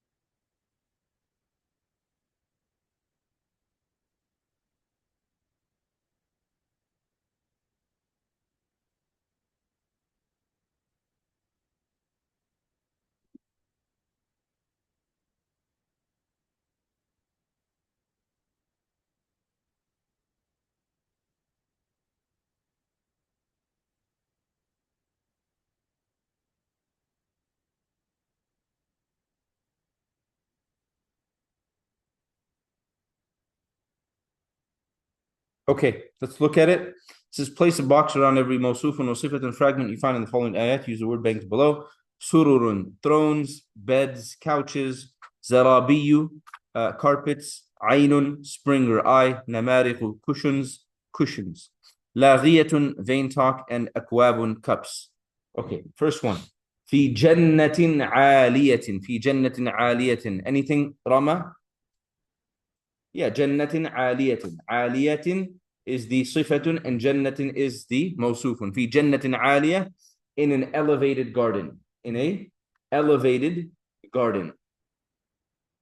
لا تسمع فيها لاغية. Noor, anything? Yes. What? فيها Huh? فيها لاغية. What's the موصوف? What's the صفة? لاغية صفة. Okay, so what's the موصوف? Huh? Do you believe what you're saying? Because you don't seem like it either. Michelle, لا تسمع فيها لاغية. Anything? شاء? No. لا تسمع فيها لاغية. لا تسمع. You will not hear فيها, in it, لاغية. Any idle talk. Is anything being described? No, nothing's being given a sifa, right? لا تسمع. You will not hear فيها, in it, meaning in the paradise that was previously mentioned. لاغية, any vain talk. Then, Michelle, فيها عين جارية. Yes or no? طيب? Yes. Yes. What's the sifa? عين جارية. Which one's the sifa? Which one? Oh, the sifa is the جارية. And عين is? Also. موصوف, right? So فيها, so عين means a spring, and جارية means that which is flowing. Okay? So عين جارية, so in it is عين جارية, a flowing spring. A flowing spring. You know how you hear in the Quran, تجري من تحتها الأنهار? That word تجري, this is the اسم الفاعل derived from it. جارية. Here? The verb جرى يجري can mean to run, it can also mean to flow. So that which is running or flowing is جارية. Okay? So فيها عين جارية, that in it is a flowing spring. Abdurrahman, فيها سرر مرفوعة. سرر مرفوعة. مرفوعة is the صفة, and سرر is the موصوف. That in it are سرر. سرر is technically the plural of the word سرير, which gets used for bed, right? Sururun in this context is like thrones, elevated couches, right? Or sorry, elevated is marfu'atun, and sururun is thrones, couches, beds. So in it are sururun marfu'atun, raised or elevated couches or thrones. وأكواب موضوعة. وأكواب موضوعة. Siraj, yes or no? Yes. Yes, right? موضوعة. موضوعة means placed or put, and أكواب means cups, right? So موضوعة is the صفة, and أكواب is the موصوف. وأكواب موضوعة, and cups that have been put in place, right? You guys taking علوم الحديث with Sheikh Mudathir? Yeah? Sheikh Mudathir. Have you guys touched upon like ahadith that are fabricated? No. No? Okay. So ahadith that are fabricated are ahadith mawdu'atun. They are? Or a single hadith would be referred to as hadithun mawdu'un. Hadithun mawdu'un, which in that context of ulum al-hadith translated as a fabricated hadith. The idea of mawdu'un, it comes from the verb wada'a. Anyone know what wada'a means? To put or to place. Wada'a means to put or to place. So mawdu'un is that which is put or placed. So hadithun mawdu'un, it has been put amongst other ahadith that are authentic, but it's been misplaced. So therefore it gets translated as a fabricated hadith. Clear? But mawdu'un literally something that is put in place. So وَنَمَارِقُ مَصْفُوفَةٌ, وَأَكْوَابٌ مَوْضُوعَةٌ, and cups that are put in place. Then it says, Isa, وَنَمَارِقُ مَصْفُوفَةٌ. Yes or no? Yes. Yes. وَنَمَارِقُ مَصْفُوفَةٌ. Namariqu are cushions, and do you know what masfufa are? No? Do you know what a saf is? A saf? when they say make sure that all the sufuf are straight? Rows. The rows. Safun is a row, and sufuf are rows. Okay. The word masfufatun means something is lined up. They are lined up. So, وَنَمَارِقُ مَصْفُوفَةٌ, cushions that are lined up.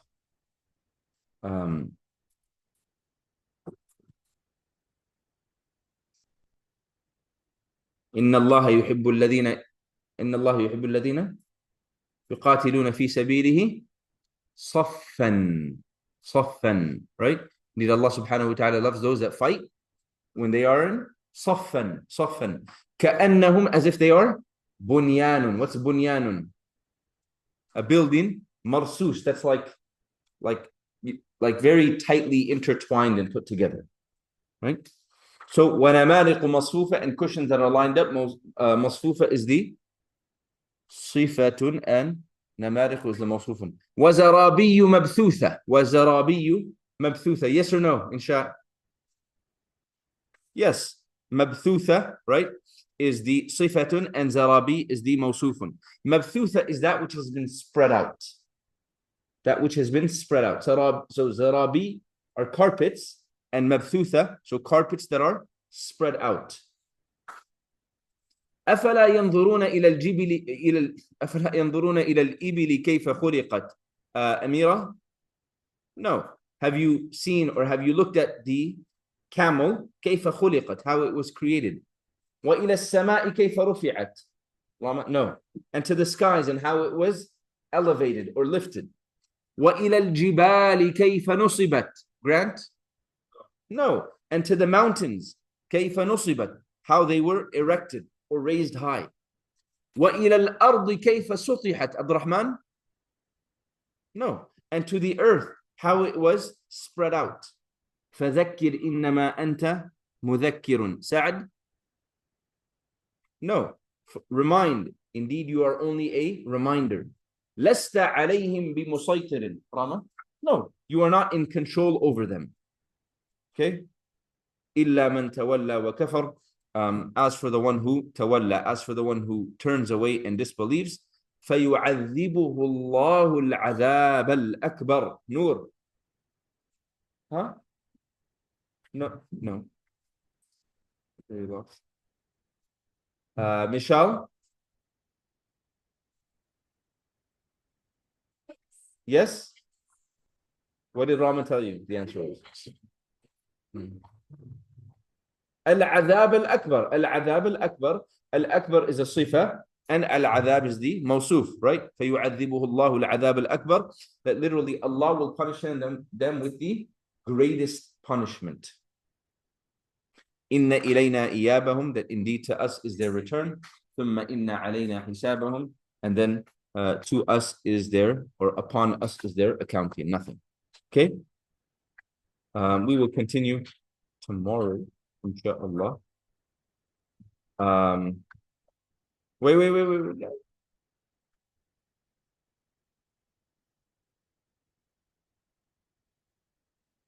If I can kindly ask, I know your other teachers don't ask like this, but if I can kindly ask that you try to spend some time on drill 5,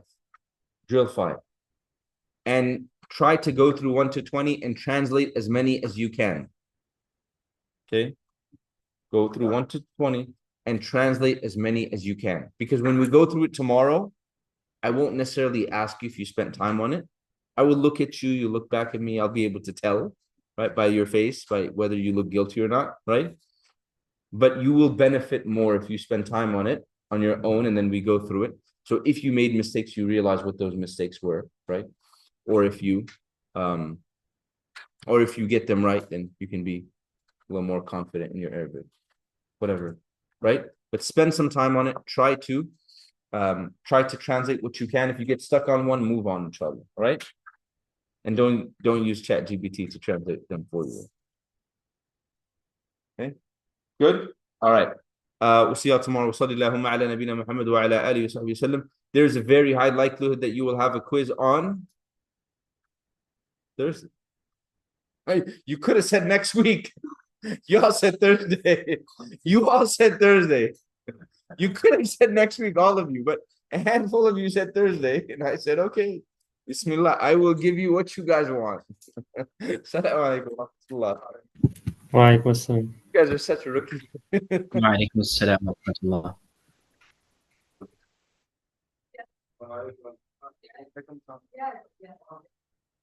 Yeah.